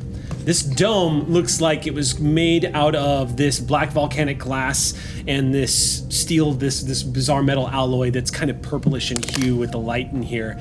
The inner part of this dome is massive. Large enough that I would say it's about half the size of a football stadium. Most of it's crumbled in. Wow. But as you're looking around, this place is so ancient that whatever was here has long eroded or been taken away by time, except for those parts of the steel and the parts that have been carved into the glass. You begin to realize, Martinez, that you're reading what you're seeing is, it's like a hall that is denoting the history of an entire civilization. And you kind of stop dead in your tracks as you're beginning to realize that you're starting to understand what it is you're looking at. And you will all notice that Martinez has come to a dead stop as y'all have entered this dome. Sir? Captain blanked out. What is it, Captain? These markings are saying something. Fascinating. Something about this civilization's history. It's all here. You can read this. I don't think so. But I'm understanding it. Not that makes any sense. That's more than you know. Let's What are you seeing? get What are as you saying? much of it. Well, it just seems like it's like I said, it's a history of the civilization. It's decorative. It's not necessary. They're not cave paintings. They're ornate and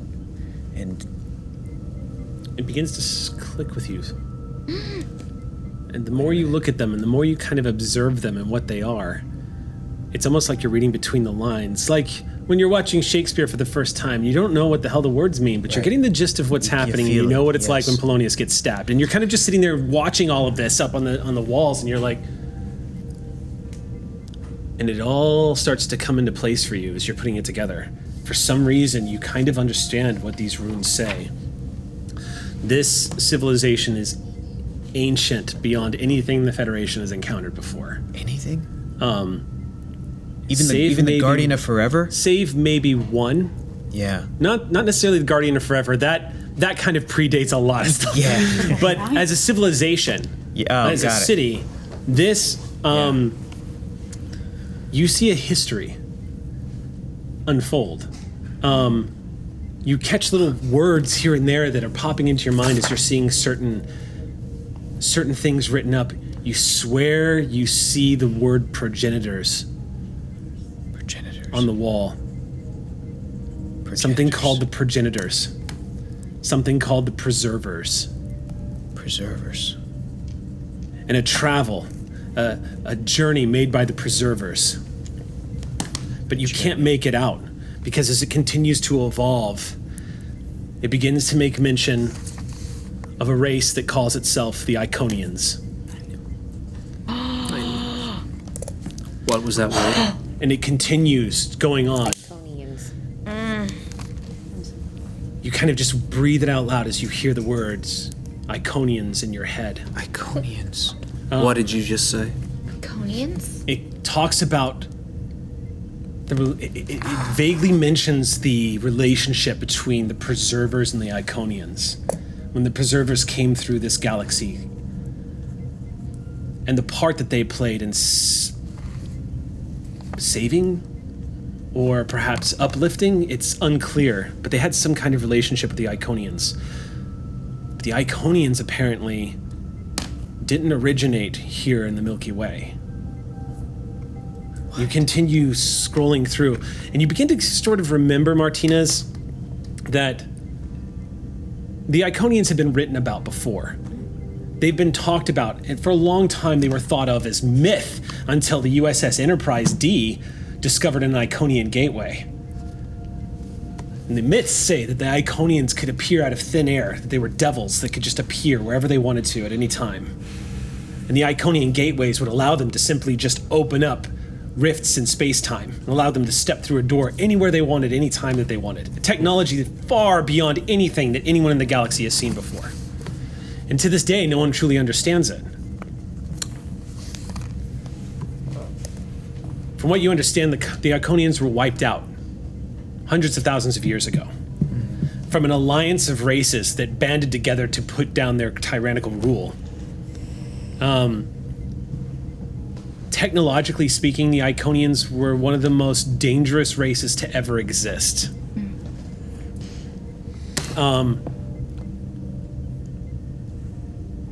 Artifacts having anything to do with them are exceedingly rare because of their age, but also because of how thorough their technology was torn apart by the races that they had basically enslaved. But what you're looking at right now denotes something that history has never recorded before, which is apparently the Iconians had a network between galaxies. And the moment you're starting to make this realization is you're scrolling through this. And Mala, you don't know what the captain is reading, but you're getting that sense of awe and horror wafting off of him as he's becoming, your mind is kind of opening to the vista of ancient technologies and terror that probably existed hundreds of thousands of years ago. But you're finally seeing mention of the pull, the anchor. You're seeing devices that allowed the Iconians to rip fabrics in space-time to travel between galaxies. Technology that was left behind, technology that was scarce, and maybe even hints that the Iconians are still out there, perhaps waiting in another galaxy for someone foolish enough to open the door one more time. That's what it is. What? That's what the technology is. It's Iconians, the anchor. The thing that's causing the pull. That has to be what it is. And now Malgog has it.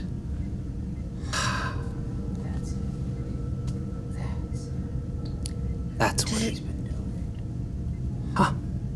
What has he been doing? Has he been trying to open this doorway? Oh, Captain. He's obsessed. He's obsessed with his weapon. You know, you can tell a man is lost when he keeps flicking his finger on one thing. That's a weapon. You said it's Iconian. I think so, yeah. I know it is. What else? Anything else? Highways? You mentioned highways. Apparently, the Iconians didn't originate in this galaxy. They somehow were able to punch through the Great Barrier, and they had like a network. Your finger traces as you're talking to him. Galaxies. And you stop because you see a device, a carving that looks like is the anchor. That's it. And as you lean closer, Martinez, you see what you're actually in. This place is, for lack of a better way of describing it, you're all standing in a dark temple. This place was built, the Iconians had their slaves build this place as a monument to their own magnificence. Classic. You can only imagine how much pain and agony went into constructing this place. And it's all to celebrate the glory of the Iconian Empire. And as you're kind of looking across this anchor, you actually see it's got a blueprint. Not so much a blueprint, but perhaps a crude way of saying it or describing it as an instruction manual on how the anchor works. Because as you're staring at it, you look at the script, and it basically gives you a history of the great breakthroughs of the Iconian Empire and the triumphs that they had, and how they conquered and took the technology from the progenitors and were able to use it to their own ends, to create smaller versions of the anchor that they call the gateways.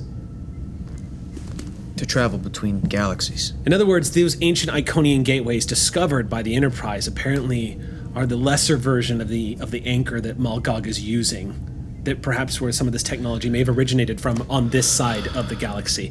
And what you see, Captain, is that when the anchor is activated, it requires to lock on to 6 points in space in order to establish a bridge.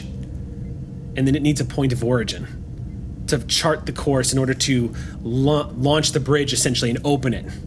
And usually what it does is according to what the wall is telling you, you're all watching Martinez as he kind of like moving feverishly across the wall, just disturbing all of the dust as he's reading, just getting the answers as they're coming into your head. This device, apparently, it latches on. It's semi-intelligent. It bears a minor. It seems like it's an advanced AI, perhaps, but it has some kind of sentience. And what it does is it locks onto the nearest star as a point of origin, or the nearest point that it resembles a star, something that has a combustive or power source that could be equivalent to a star, some kind of perhaps an antimatter reaction of some kind. And then it locks on to the will of those who are wishing to establish the gateway. And it's always in connection to those who are near the closest power source. And as you're continuing to read down this, you're essentially reading text that's telling you that when the anchor was first activated, was when the Sally Ride was there. Now, if you want to start putting pieces together, you're going to have to roll for it. You've gotten all the GM exposition, but now it's time to see Martinez put it all together. Okay. Yes. Can I aid him? Yes, and actually I will allow you to aid him, and I will actually allow one of you to aid him as well. Which is a little bit outside the rules. Yeah. But the truth is, well, Aid him in what way? because you were all, I would say, no. You know what I would say? I'm going to say, Rue, you have to be the one to aid him. Okay. Because you were there when the first event happened. And Martinez, unconsciously, as you're having all of this discovery, you're saying it out loud. Like it's just coming out. You're all kind of gobsmacked as the captain is just unleashing all of this information. So, Captain, I'm going to have you make a reason... I'm going to have you make a... When you started talking about progenitors, I just started surreptitiously checking the radiation levels on your suit. But having established that that does not seem to be the problem, I'm just listening. I'm going to have you make a reason science check. And I'll let... Okay. But Commander, I'm going to let you do a presence command All right. as an assist. And what is Just the want to go stand next to difficulty? Throlo. I'm going to set the difficulty at 4. If you got... This is a good time to burn a value. Burn a value. Yeah, because my science is a 1. Yeah, so for you're the only- captain of the yeah. science vessel, not a scientist. Okay. 4, you said? We have a directive to find Malgog and stop him at any cost. We do? You do have that directive. Which would qualify you to spend your determination if you wanted to. You know what? You also might, if you want, as an option, you can have Talon help you here. How so? Well, she's on the comms right now. Okay. You'd have to just radio into her and basically putting all of this together, feeding Talon the information, explaining how the anchor is used. You can essentially use momentum here or your determination for sort of a cinematic moment where you roll for successes, but it's to simulate Martinez going, wait, Talon, chronotons. We measured chronotons when this was happening, and we measured, like, give me a rundown of everything the Sally Ride scanned when we entered that nebula and encountered Malgog the first time. Like, To help the two of me you bouncing process ideas everything. off of Right, each other. right. So if you want to use her instead, I will do that because none of my values are a beautiful minding me and coming off of my page and letting me know that I could use them. I mean, I know we have the directive, but I'm You can use the freaking directive. out right now. So can I use Talon in place of burning a determination or both? well, if Eliza was here, I would say if you keep feeding Eliza the information, then I would allow Talon to definitely burn one of her determinations and make the Yes. roll for you. And what are some of her values? Like the one where... Science is the path to peace. Every way has logic and value. Science past. Yeah, I mean, all of her value. could apply. All of her values could apply here. I'm looking at this. Mine are like, I like Every my way of ship. life Okay. Has logic and value. Science leads to peace. But I my defy ship. expectations. Okay, It good. all would work I'll here. do that. Lieutenant Commander, come in. This is Talon, Captain. Just stand by because I'm probably going to be info dumping a lot of gibberish right now, but I need your help, okay? And On I the also- bridge, Talon kind of looks over at Yeah. Baker, and Baker nods and Are we, I know we're in the cave, we're in the ruins, will we be able to scan with our tricorders and get those scans up Yes. to the ship as well? Chief, Doc, I need you to get Already as on many... it, sir. Thank you. Okay, so let's do this. I need you, Mala, to. Yeah. You're gonna have to roll. You're gonna have to jury rig or engineer your to get, because remember the Sally Ride had trouble scanning this place. So you're gonna need to give her. You're basically working like a probe right now. So Yeah. in order to reach Sally Ride's computer, I'm gonna have you roll. Sure. This is gonna be a control engineering check. Can I take a Can I aid her? momentum, please? Yes. Yeah. You've been down here long enough. I would say, Frollo, without having to roll, I'm going to tell you that you predict in the next 5 minutes Tobias is going to start experiencing dizzy spells. Oh, I thought we spent longer walking than I thought. Yeah. So go ahead and make your roll. I'm going to have. Can I spin a momentum for Talon? Sure. Yes. Get that cautious. Yes. All right. So I'm going to have that on standby. So go ahead and make your roll. Okay. Difficulty here is going to be 3. Okay.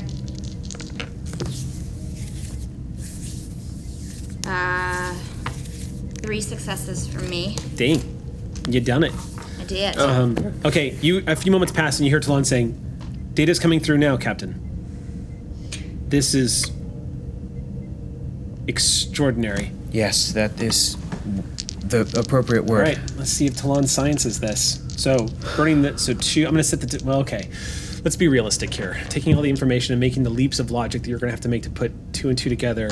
Using Talon's brilliant mind, she's calling upon a determination, so she's gonna get 2 auto successes. Is this a Sally help? Nope. This is, Talon is basically, Talon's brain. This is just her, This is her Talon. thinking. Okay, this is Talon being Talon. cool. Okay. I'm gonna set the difficulty at 5. Is Baker helping?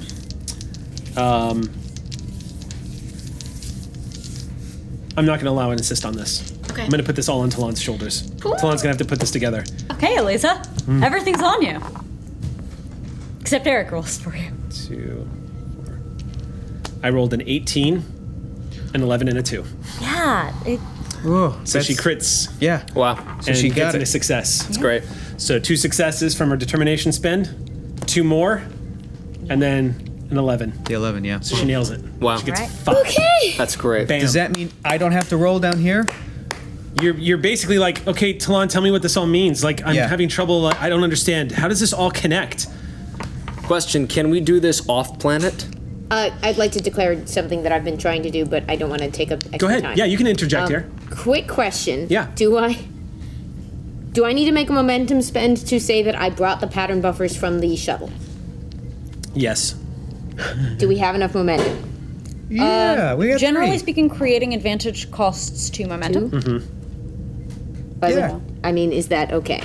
To what? To Because take us if so, to the, I've been setting them up around this guy, and I'm about to call for a medical evac because he's got 5 minutes. To the before ship? radiation. Yeah. Yeah. I thought we couldn't. No, that was the we can emergency with evac. the That's why pattern they gave us buffers. the pattern buffers. You guys got the Yeah, pattern let's do it. enhancers so that you could get back to the ship if things went south. Well, we're gonna spend 2 Sure. to Okay. have those pattern you. I buffers. see you setting him up. Throllo's been Trying to, lugging these things underneath her arm, Yeah. and she goes, Thought I just. and yes, it's time. Okay, so she starts setting them up. Molly, you see Throllo start setting them up. There's 3 of them. I help. I'm done Take sending pictures. and yeah. All right. Let me help you. So you hear Talon as this is happening. You hear Wait, Talon say, what are you doing? What are you doing? You're 5 minutes away from needing serious medical intervention for your radiation damage. Thank you. Captain, how much longer do you need? I don't know, but I think if we've got scans, we can take this to the ship, and we can can. get you there right now, Tobias. Okay. We are.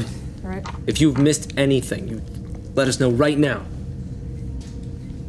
You, Captain. no, I mean, as you're looking don't around, think. all you get is a strange sense of. It's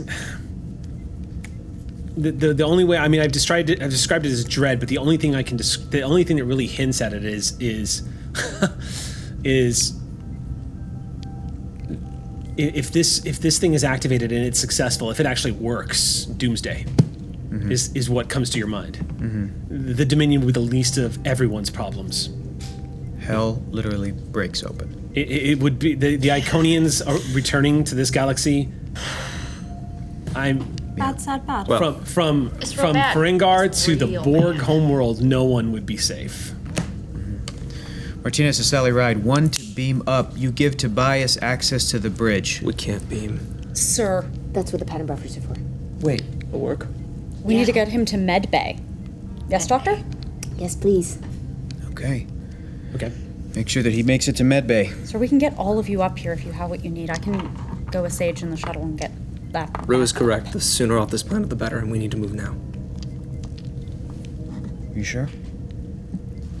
I mean, I saw you in the sand. You'll be fine. Okay. All right. Hi, sir. 4 to beam up. Okay. So who's staying behind? I'm going back to the shuttle. With go with Larch. Sage. Okay, cool. All right, so you all crowd into the. I'm gonna roll for Jiv. Where is Jiv's stats? I don't love Eric's rolling today. One of my most useful things I ever did was when I awarded you guys milestones and I was leveling up Jiv. I was like, you know what he does more than anything else is use the Beam transporter. people. I'm gonna He level took up a his beaming transport. focus. I'm gonna give him some specialty in transporter, and it has Yeah, come speaking of incredible which, handy. this is like a big thing he's going to do today. I'm just saying. Yeah. If he feels like, very determined Miles to be O'Brien Stone. Yeah. my crew and also this dude. I'm still eyeing you suspiciously because I have some There we go. super mixed feelings about Starfleet intelligence, with exceptions. Control. Oh, But, oh, me? I really don't want you to die Thank you for of telling me that right radiation now. I appreciate that. The heads up is really sweet. Yeah.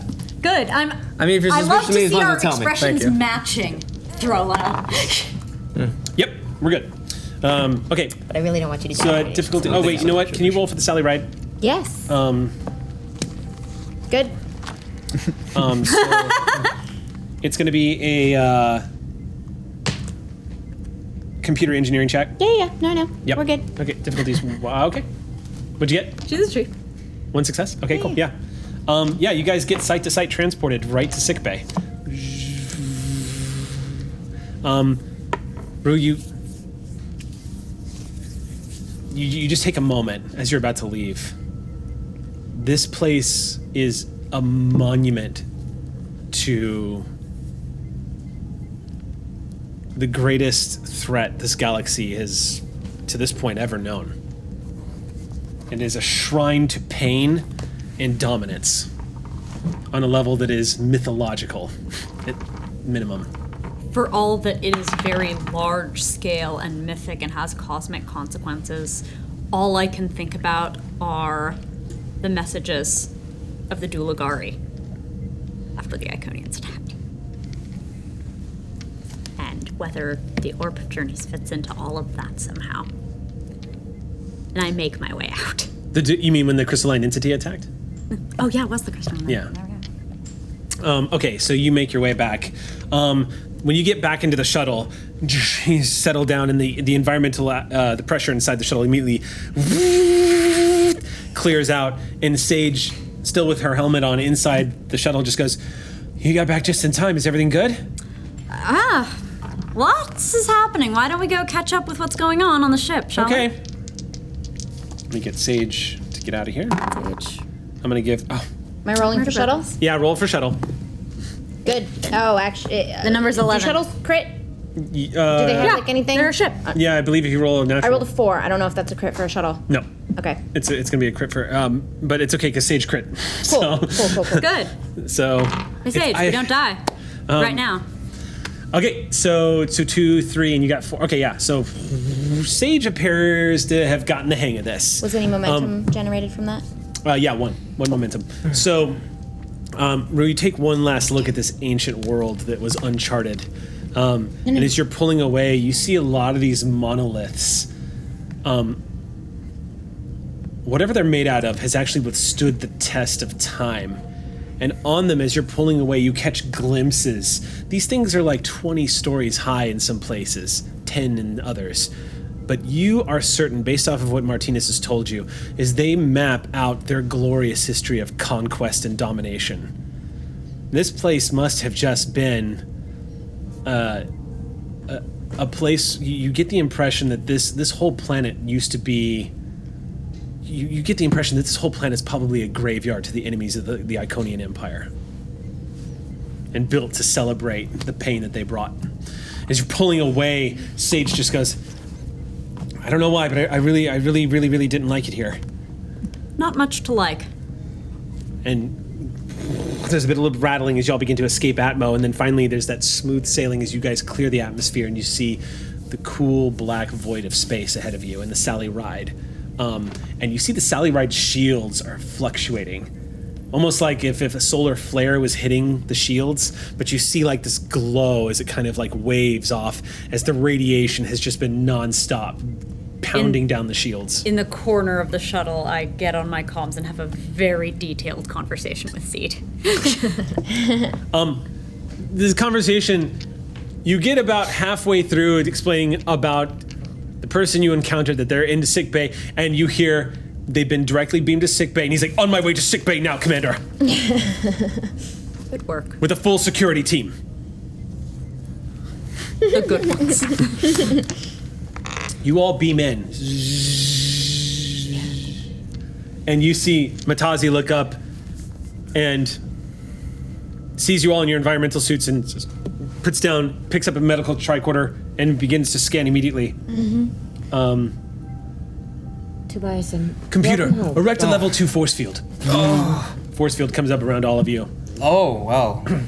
I suppose this is how you treat all of your guests. You see Only ones that are radioactive. Oh, that makes sense. And I'm assuming after 6 months he has a lot of untreated injuries that he has... probably has seen some injuries, yeah. Yeah. And now he's just a patient who's been undercover for 6 months in a terrible environment. So Thurlow has switched into a totally different mode. Okay, so Sickbay mode. what happens next is as the shield comes up, you see Matazi doing standard procedure. He begins to change the environmental requirements within inside the sick bay to immediately eradicate all the radiation that may have been that may have accompanied your suits as you came in. And then moments later, he goes, "Computer, activate emergency medical hologram." And on your side of the force field, please state the nature of the medical emergency. Nice attire. Oh, well. If you can do anything, do it with style. Coming back from an away mission, I take it. Yes, Tobias, welcome to the USS Sally Ride. Oh. Please lie down. Let me help you remove your suit, if you would. Absolutely. Sally Ride. Ha. Funny, I've read up on this ship. Quite beautiful. The EMH begins to scan your face and just kind of... He's suffering from low-level radiation sickness. Your eyes. It's all right, Cotton just mouth is rest. typical. Yeah. Nothing that a glass of water couldn't handle. That sounds great. Love it. But inoculation will be taking place first. Oh, inoculation's not needed. He inoculates you. You immediately feel just kind of like this wave of dizziness come over you. Oh, thank God. Can I... Oh, that's it.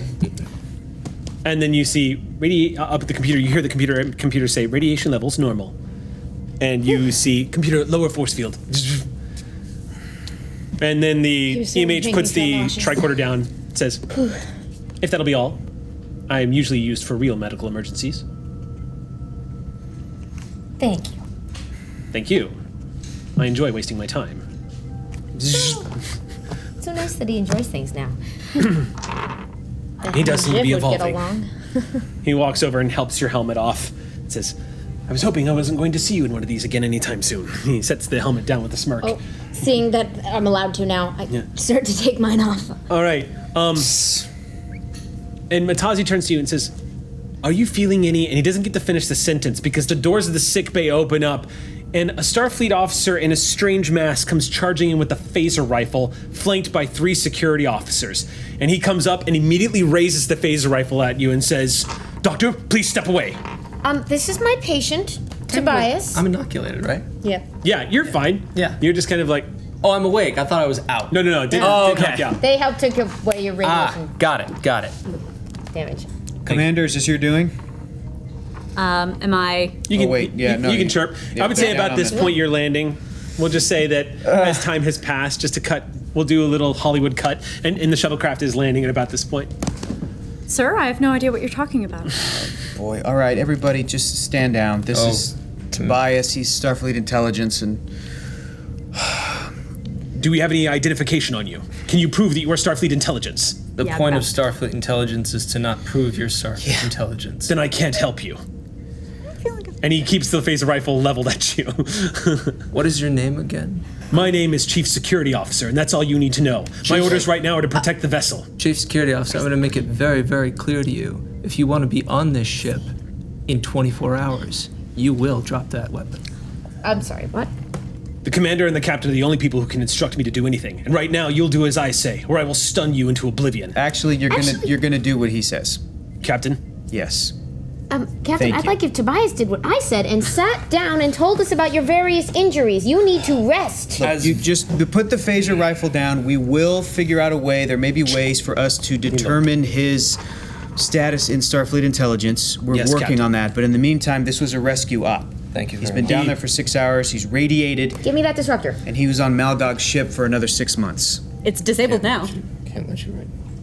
It's not standard issue. You're in my sick bay. Please put it over there. I do put the disruptor over there. Okay. Don't Thank say you. more, so it's great. All right. Can we all put our egos away now, He please? leans forward and takes off his mask, as he always does, and looks at you and says, if you harm any member of this crew, there will be no record as to what happened to you. Except for what I submit, of course. That's per actually- Starfleet regulation. That is accurate. Yeah. I don't like records either. Then I'd be happy to make you comfortable, Okay. sending you into oblivion. And he attaches the mask again, and you see him, as he steps back, you see his security officers are actually just kind of looking at him like, whoa, like, and Zeed takes a step back, but he keeps the phaser rifle raised and steps back.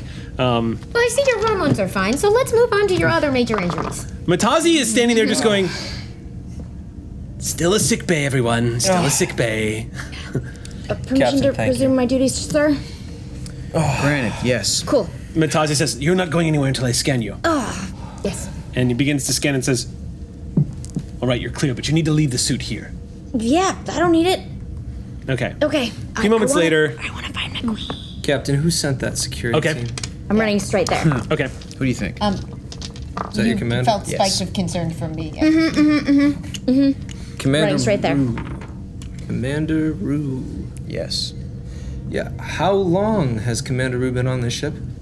It doesn't say in the readouts. I study every ship in the Federation. For as long as I've been on the ship. Trill, that is interesting, isn't it? Huh. Well, I will say this, Captain. They do a wonderful job. Because if it was me in that position, I would do the exact same thing. Exactly. That's why they're on the ship. Although sometimes they can be a little overzealous. I'm still gonna talk to them about that. It's all right. Captain, if we could have a moment alone at some point after I get fixed up, there's still pertinent information I need to tell you. Doctor, can we get a cone of silence? I don't know what that means. I'm sorry. No, does that mean leave? Is that a Cap- treatment I should be applying? Yep, Captain, the can cone you of just- that's a nice thing, Captain. Just give us a moment, please. In your quarters would probably be best. All right. Well, as soon as you're cleared from sick bay. Absolutely. Okay. Oh, 6. Too much time on that Yes. ship. Tazi, am I good to go? What food do you miss the most? Oh, could you make pizza? Yes, Doctor. pizza, if the please. doctor says you're good to go. But he is going to need to remain in sick bay. Am I not correct, Doctor? I'd really like to keep you under observation, but if you're willing to move to the side room, Yes. leave you alone for. Absolutely. Okay, so the two of you are going to move into the side room, and it's about Great. the time y'all are Unless he's moving about into to the side assassinate the room, captain. the doctor's office, essentially. Yes. The doors open as Rue comes in. I did want. Did you want to do a stop first? Yeah. Okay, then let's do a scene with you right now as all of this is transpiring. Okay. Not Cool. too long, but like, I have enough privileges as the commander of the one frickin' ship in the Shackleton Expanse that if there's someone Starfleet intelligence who's working this area, I get to know about it. I would like to search records for Starfleet intelligence officer with the name Tobias. Okay.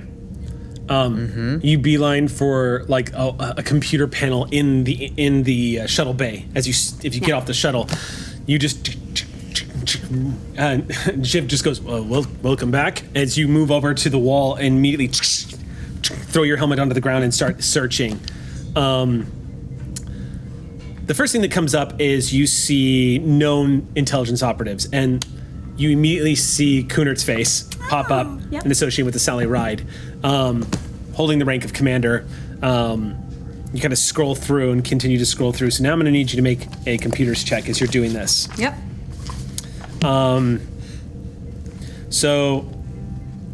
This is going to be... I think this would be control... Actually, I would say this is going to be a control command roll. Because you're using your command access, and so go ahead and make... I mean, technically command is usually reserved...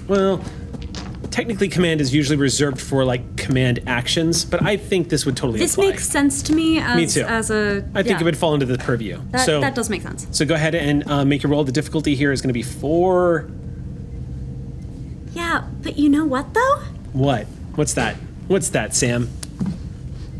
No one keeps secrets from Janelle Rue. That is true. Yeah. That's true. So let's start off with 2. Okay. I'd like to buy a momentum. Yikes. Perhaps buy a vowel while I'm at it. And... Okay, so go ahead and make your roll. Difficulty is 4. You just burned a determination. 1 sec. That's fascinating. So I do succeed on the check, and I have a natural 20. I have that natural bad. You got a natural 20? This is gonna go well, and I'm hoping it's... I'm activating that complication immediately. Yeah. Give it. Come on. You're sitting there going through it, and as you're scrolling through, you're going through all of these names, and they're not coming up Tobias, and you're starting to feel the edge. And as you're feeling that edge come on, as you're not seeing names, a hand next to your hand on the controls rests down, and you feel the presence of Dryden lean in and stare at that computer screen. And he just says, "He's not with intelligence, is he, Janelle?" He's not. He was very interested in my name. I think I'll take it from here, thank you. So while that's happening... Yeah. Yeah, so while that is happening on a cutscene, I'm talking to the captain, correct? While all of this is happening, you were beamed on past, board, given an inoculation. So we might be caught up at the same time in time right This is about what's happening. That'll bring us up to the moment where you guys are about to step into the office to have a conversation. Just so y'all know, simultaneously what is happening is Lark is making her way back up to the bridge. Yep. And Mala is currently seeking out a friend on board. So you guys walk into the office. Yeah, you're friendly. Yeah, the other one. You know the friend. You'll see. Question. Yeah. Could I have used any one of my talents to stop that? Nope. That would just happen? Wasn't a post Yeah. check. Okay. Again, learning. First day. Oh, guys. totally. First day on the job. Yeah, I know. All right. No. Yeah, this you really can't see the momentum. I had Doesn't really, covert. it doesn't really. Yeah. Right, if it had been like I was trying to figure out from you who you are, a post That's check. when it used it. Okay. Yeah. Now we all learned something, kids. Yeah. Okay. Tobias, what have you got to tell me? Captain, it's not good. But it is at the same time. Everything you've told me, that's in the computer, correct? Everything we pieced together. It will be, yes. I'm gonna go over to the computer real quick. Okay. I'm gonna pull that all up. Sure. That's my computer. Oh, it's in the desk here? I mean, fine, sure. But it'll be in the system, I'm sure. Yes, you actually watch him access command files. They come up onto the screen. Okay, hold on a second. I need to send this to intelligence. Okay, that's Make a computer check. So, Dylan, I'm going to have you roll control. Roll something. Yeah. Yeah. All right. Yeah. All right. You are going to roll control plus security. 10 plus 4. Yep, that's your target number. You start with 2. Oh, okay. If you would like, you can spend a momentum to get one more die. It's a shared group pool that we use. What's the You've been seeing us difficulty? do it. It's difficult. Okay, 2? Find out what the. I'm just sending it 3? to a friend, basically. Yeah, Quick. Yeah, I know. through the So I'm gonna Sally say- Ride security system. So I'm going to say. Oh god. So here's. I know what you're doing. So here's what you're contesting, because there are people on this ship that have. Built up defenses? There are paranoid people on this ship that have done things like, for example, bug the commander's personal computer system in case any bizarre transmissions leave the ship. So And have Then been I'm- scrubbing the security systems with a toothbrush ever since. Then I'm going to use a value. Okay. And it says, I do what is required for the security of the Federation. okay, you can totally activate Yep. that. All That'll right, give you so 2 start from the automatic. successes. That'll give you a critical. It's 2 What it means automatic is successes. it's pretend this one's already been rolled and it landed on a 1. The difficulty is going to be 4. You've already got 2 successes handed to you, so you Same just as- need 2 more successes. Okay. What are your focuses? Probably there's one that applies here. I'm almost certain. Espionage? Yeah. Yeah. Okay. That checks What'd out. you roll? I don't know what that's going What are the Okay. numbers? So what was your target? 14? Mm-hmm. Anything under a 14 counts as a success. Oh, yeah, they're 2 very big successes. Plus 2 for the automatic crit that you got. What were by the numbers? spending. I'm curious. 4 and 5. 4 and a 5. Okay, yeah. All right. It's a 9, but it still counts. Oh, it is? Oh, ha, sorry. So They don't. So we get momentum Good for rock from and roll, but Yes, you're not you all rolling- gain not momentum. rolling our dice. section So it was from our garbage child. yeah, it's impressive, Captain, because the speed in which he works and sends off a data packet of the information that you extracted from the temple down below Yeah. happens so fast you don't actually see who the fuck he just sent that whoa, to. whoa, what are you doing? And then it's done. It closes down. Captain, what I'm about to tell you is going to save your life. Who did you just send that to? It doesn't matter. It's for the security of the Federation. Listen to me very closely. So Malgog sick of is in this area.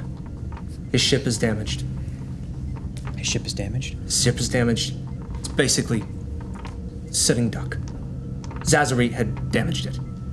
He is obsessed with that weapon. Okay. You are our only chance to save all of us now. Doesn't matter about the Dominion, it doesn't matter about. But if everything that you said, which you geniusly said, and put together, It was is. instinct, it wasn't genius. I have to admit, Captain, a very long time ago, there's a reason that you were the captain of the Sally Ride. It's been a long time since I've seen you, but it's good to see you.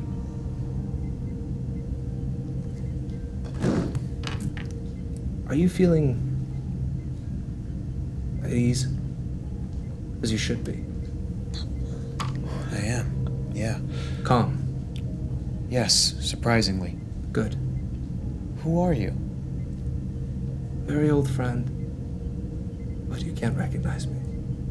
I'm actually not even supposed to say that. But look at me for a second. And I'm gonna try and brainwash him very quickly. What?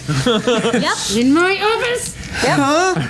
But all I'm gonna do is take away the slight knowledge that the gateways.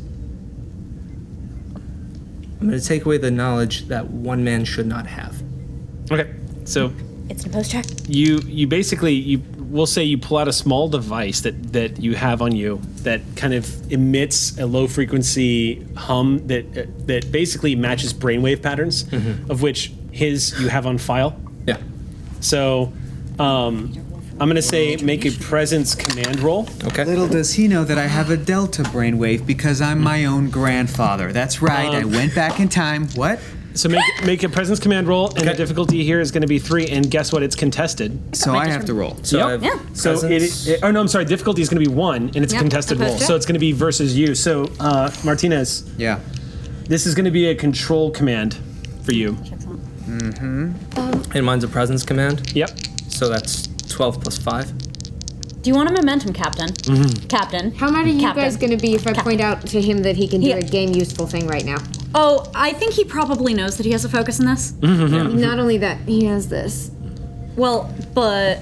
Oh, that's right. Yeah. Guys, I'm actually helping, believe it or not. I'm helping. Yeah. Let's Make do your roll. one for each. Make your roll. Okay. One for each. I have a friend for who each? tells Do I me roll things like this? that a lot. Okay. 2d20. 2d20. Yeah. Okay. So And if you would Amy will like, help you with what Yes. you roll. you have a talent called cautious. Right. That means if you buy an extra die, you can re-roll one of your, like you can get an extra one and you'll be able to re-roll it if you don't succeed. But we're out now. Well, we the just captain's spent won. one for each, right? Oh, did we? Okay, cool. So, So you get to roll 3 dice right now. Yeah. okay. Come on, Cap. All right. That's a Starfleet symbol. I don't know what that means. That's a critical. You're like, what's the Starfleet symbol mean? that beginner's luck. Okay, so what happens now? You get to What, re-roll. I need to know what you succeed. You get what to re-roll roll. the one that didn't succeed. Okay, so that didn't succeed. I'm sorry, guys. I'm really the captain. Yeah, no, it's already... That's a 9. That succeeded. All right, so then we get one momentum 1, back 2, from 3, our section... 4. Okay. Garbage child. So what'd you roll? 4. 4 successes. What'd you get? 3. Yeah. So I'm like, wait, what are you? There's something in that hum that's happening. So while this is happening, Wait, can I just say one thing? what? Captain. I can't tell this to anybody, but my name is Caleb. And it was wonderful seeing your face again. I forgive you. What? And then disappear, like brainwash. Okay. And all I do is brainwash, by the way. Okay. Just the knowledge, he has to remember everything, but just the knowledge that there's a massive, massive, massive network. One man shouldn't have that power. Okay. Everything else he needs to know. They need to know. They need to stop this. Okay.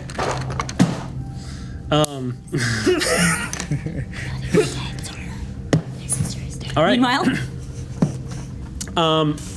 Meanwhile, So I'm gonna cut to Mala Yep. as the door opens I'm and just you running see down the halls being like, McQueen. just be quiet, be quiet, be quiet. McQueen looks at you as you come to the door. And No.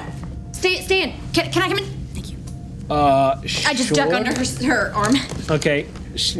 You get down really low, being that Yeah. McQueen is as tall as Joe, so she just kind of, okay. And as you step in, she says, Hi. hi, sorry, this is the second time someone's come to my quarters and has just barged in here, either pointing a phaser at me or why are you here? I don't have a phaser. Sorry. There's a Starfleet intelligent. Well, there's a person claiming to be Starfleet intelligence officer on the ship right now. So you can't leave. And also, can you tell me everything about, like, I don't know, is there like a thing that we can check if he actually is who he says he is? Is there like a trigger or a code word or something that we can? Where did he come from? We found him on a planet. That one? And she points out the window. Yeah, that one. What's his name? He says his name is Tobias. Can you bring? He was on Malgog's ship. Can you bring up? Let me see his face. Yeah, I still have like video footage of the mission, so I Okay. can show him. This is him. She just looks at it and goes, he doesn't look familiar to me. Okay. But then Is it common that you I all was know on each other? ice for like 20 years. Right. But that's what I mean. Like, you may not have met him, but is there a way that you can identify each other? Like, if you run into each other on a mission, or I could search the database to see if he's intelligence. What'd you say his name was? Tobias. Did you get a last name? No. Tobias? She But he walks would have had over a and- mission for Malgog's ship, researching. Okay. I don't know. As you're saying all this, she's typing it in and she goes, that's strange. Someone's already done a search on his name. Who? Using Commander Rue's access codes. That makes sense. Looks like the commander's already looking him up. What did they find? What I'm finding. The last person that worked for intelligence named Tobias that was human was killed in action about 25 months ago. So unless he's under deep cover, I don't think he's who he says he is. It's hard to say though, with intelligence sometimes they lie to everyone. What? Okay. What? Well then, what do you suggest we do? Watch him? Okay. It's really all you can do. Unless... Well, no, I can't do that anymore. Starfleet now and all. Right. Shashiros Duran, did you warn her? Oh, hey, yeah, I'm here with her. Oh, hi. Never mind. It's fine. No. Doctor says hi. Oh. Hello, Doctor. It's, you have such a nice voice on the communicator. Oh my God. It's very soothing. Oh, that's nice. Thank you. I have to go. Bye. Okay. And you just see, for a split second, I don't need to see anything. Crestfallen, and she just goes, okay. Well, this was exciting. I'm gonna keep tabs on him. I just have a big doofy smile on my face, and I go, okay. And then I run out the door. Okay. Remember, stay safe. Rue.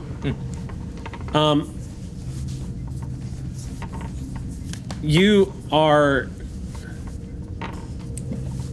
walking towards sickbay, and you stop, not remembering when you left the shuttle bay, what you did while you were in the shuttle bay.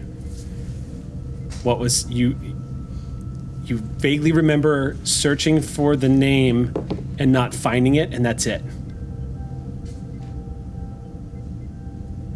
I wasn't driving the bus. Yeah, you're kind of having Well, a Tyler not Durden driving moment. the bus. Yeah, you just kind of stop, and a crew member walks past you and says, "Commander," but you're actually about 20 feet away from sickbay.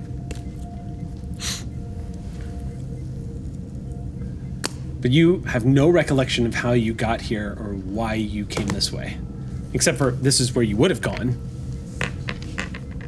I look for him. I don't see him there, and I go to sickbay because I know that he wasn't on the intelligence roster. Okay. I'm also running back to sickbay. All right. So as everyone is advancing on sickbay, Martinez, Good.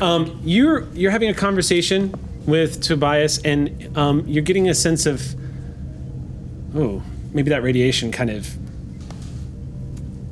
hit me a little harder than you thought. Are you feeling all right, Captain? I don't know. I think I'm fine. I think I might have, Captain, before you... you seem... Captain, hold on to this really quick. And I hand him a silver canister. The silver canister. What is this? That is something that you need to hold on to. Put it down. Remember it. Commander Rue might find it interesting, but it should. If you focus on that, you'll feel a little bit better. Just breathe in and out. I did this one time in deep cover. It is an honor to know you, Captain. Thank you, Tobias. It's a little frustrating to know you. I understand. But just know that a lot of us, we do what we do in intelligence to make sure that things are safe. And we believe in men like you. So from all of us, it is an honor to know you, Captain.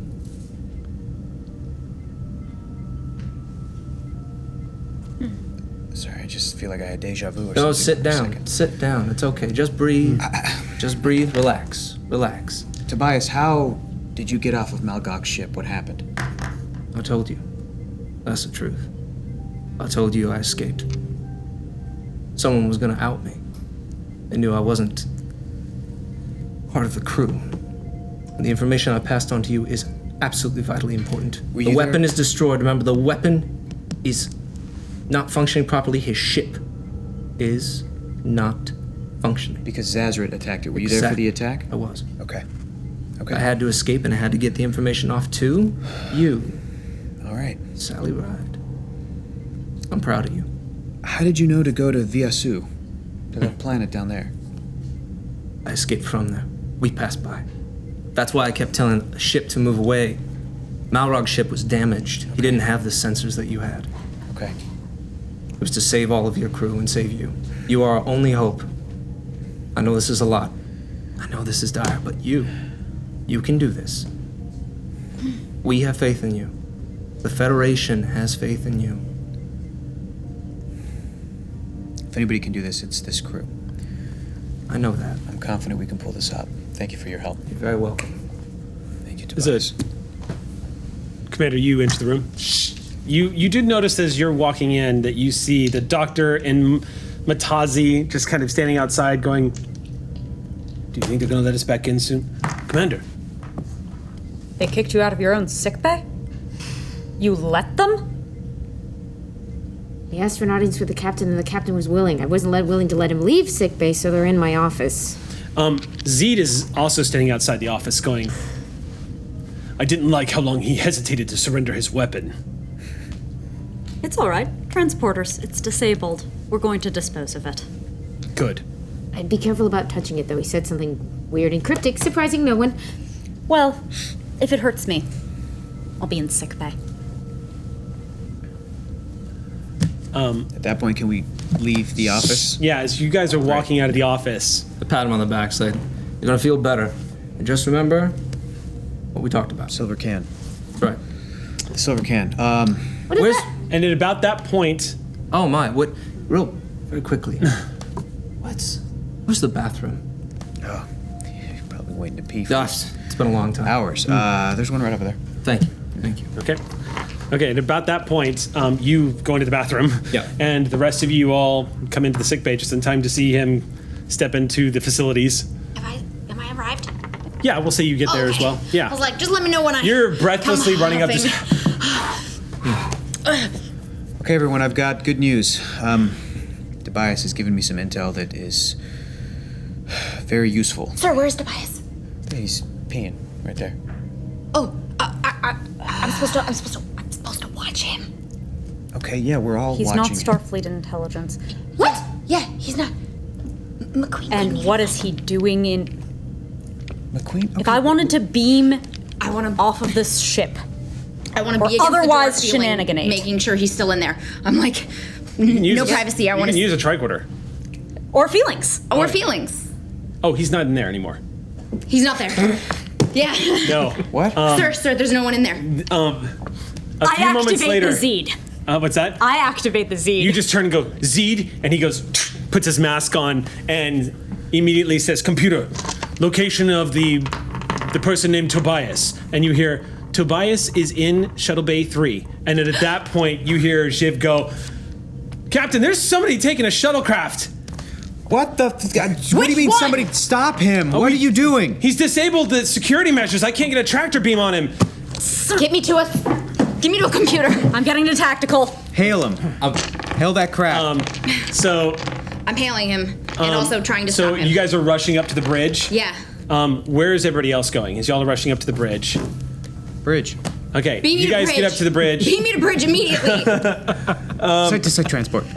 So we'll cut to everybody rushing up onto the bridge, and sure enough, shuttlecraft Legantus, you see it leaving the Sally Ride. Hail that shuttlecraft now. You see Talon just goes. You hear that irritating dead chirp sound when the computer's receiving commands but not following them, where it's kind of like not receiving it, and go. There's a temporary lockout on all my command systems. All right, Sage, come on, let's start Yeah, breaking let's it. do it. I want to. Yeah. Sage is like, I'm working on it. I'm working on it. And then on the screen, you see the shuttle. What? Oh, God. It explodes. What just happened? Report. You're watching, and as you're not possible. Seeing this explode, like you just see the pieces flying in space as the explosion begins to die down, and you, as y'all are staring at this screen, like you hear the captain say, "What just happened?" And then you feel Dryden lean into you, Janelle, and say, What have you done? "What I always do."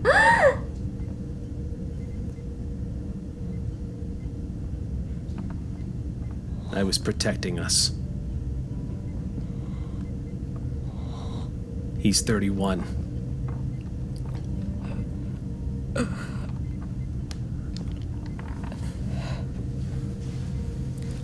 How the fuck did that happen? Captain, it doesn't make any sense. I was in that shuttle. There was nothing wrong with it. It was perfect. What? What? blacked out. It was me. I have a patient in sickbay, and if you have any questions for them, come find us later. The stunned silence is broken suddenly when you hear Talon go, Captain.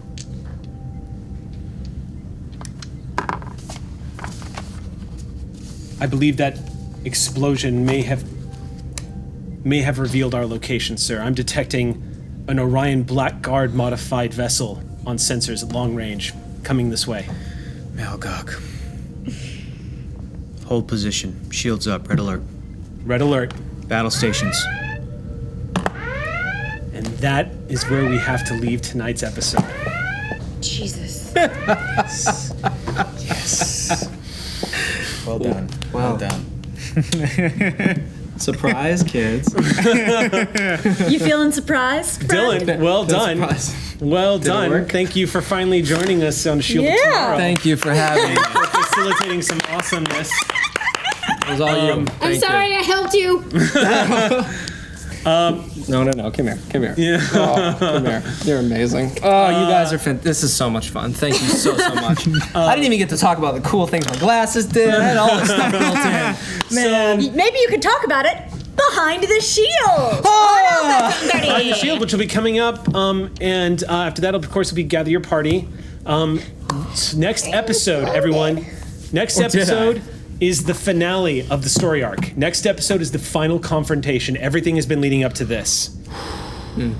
Since the first episode 0 we played together all that time ago, the next episode is the final confrontation with Malgog. Everything has led up to this.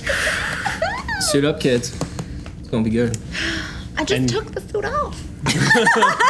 Right. So, mountain stick climbing time. around I for see. Behind the Shield on Alpha, and you can hear more about Dylan, and he can probably explain to you a little bit more about his character and what he brought. He probably won't because he's Section that was 31 garbage, but let's pretty find out. If it doesn't happen, thank you to the auxiliary crew and everybody watching and everybody that's here. Thank you so much for having me. Yeah. Thank you, the whole team. Where can I find you? Good to be gaming with you again, man. Thank you. Meant a lot. Yeah. Duval. Oh, Dylan Duval. find me on the Twitter at Dylan Duval and at Instagram at Dylan Duval. All right. we go. We will see you next Friday for the finale of the story arc for Shield tomorrow, and then an epilogue episode for our final episode on the 13th. But until then, hailing frequencies are closed.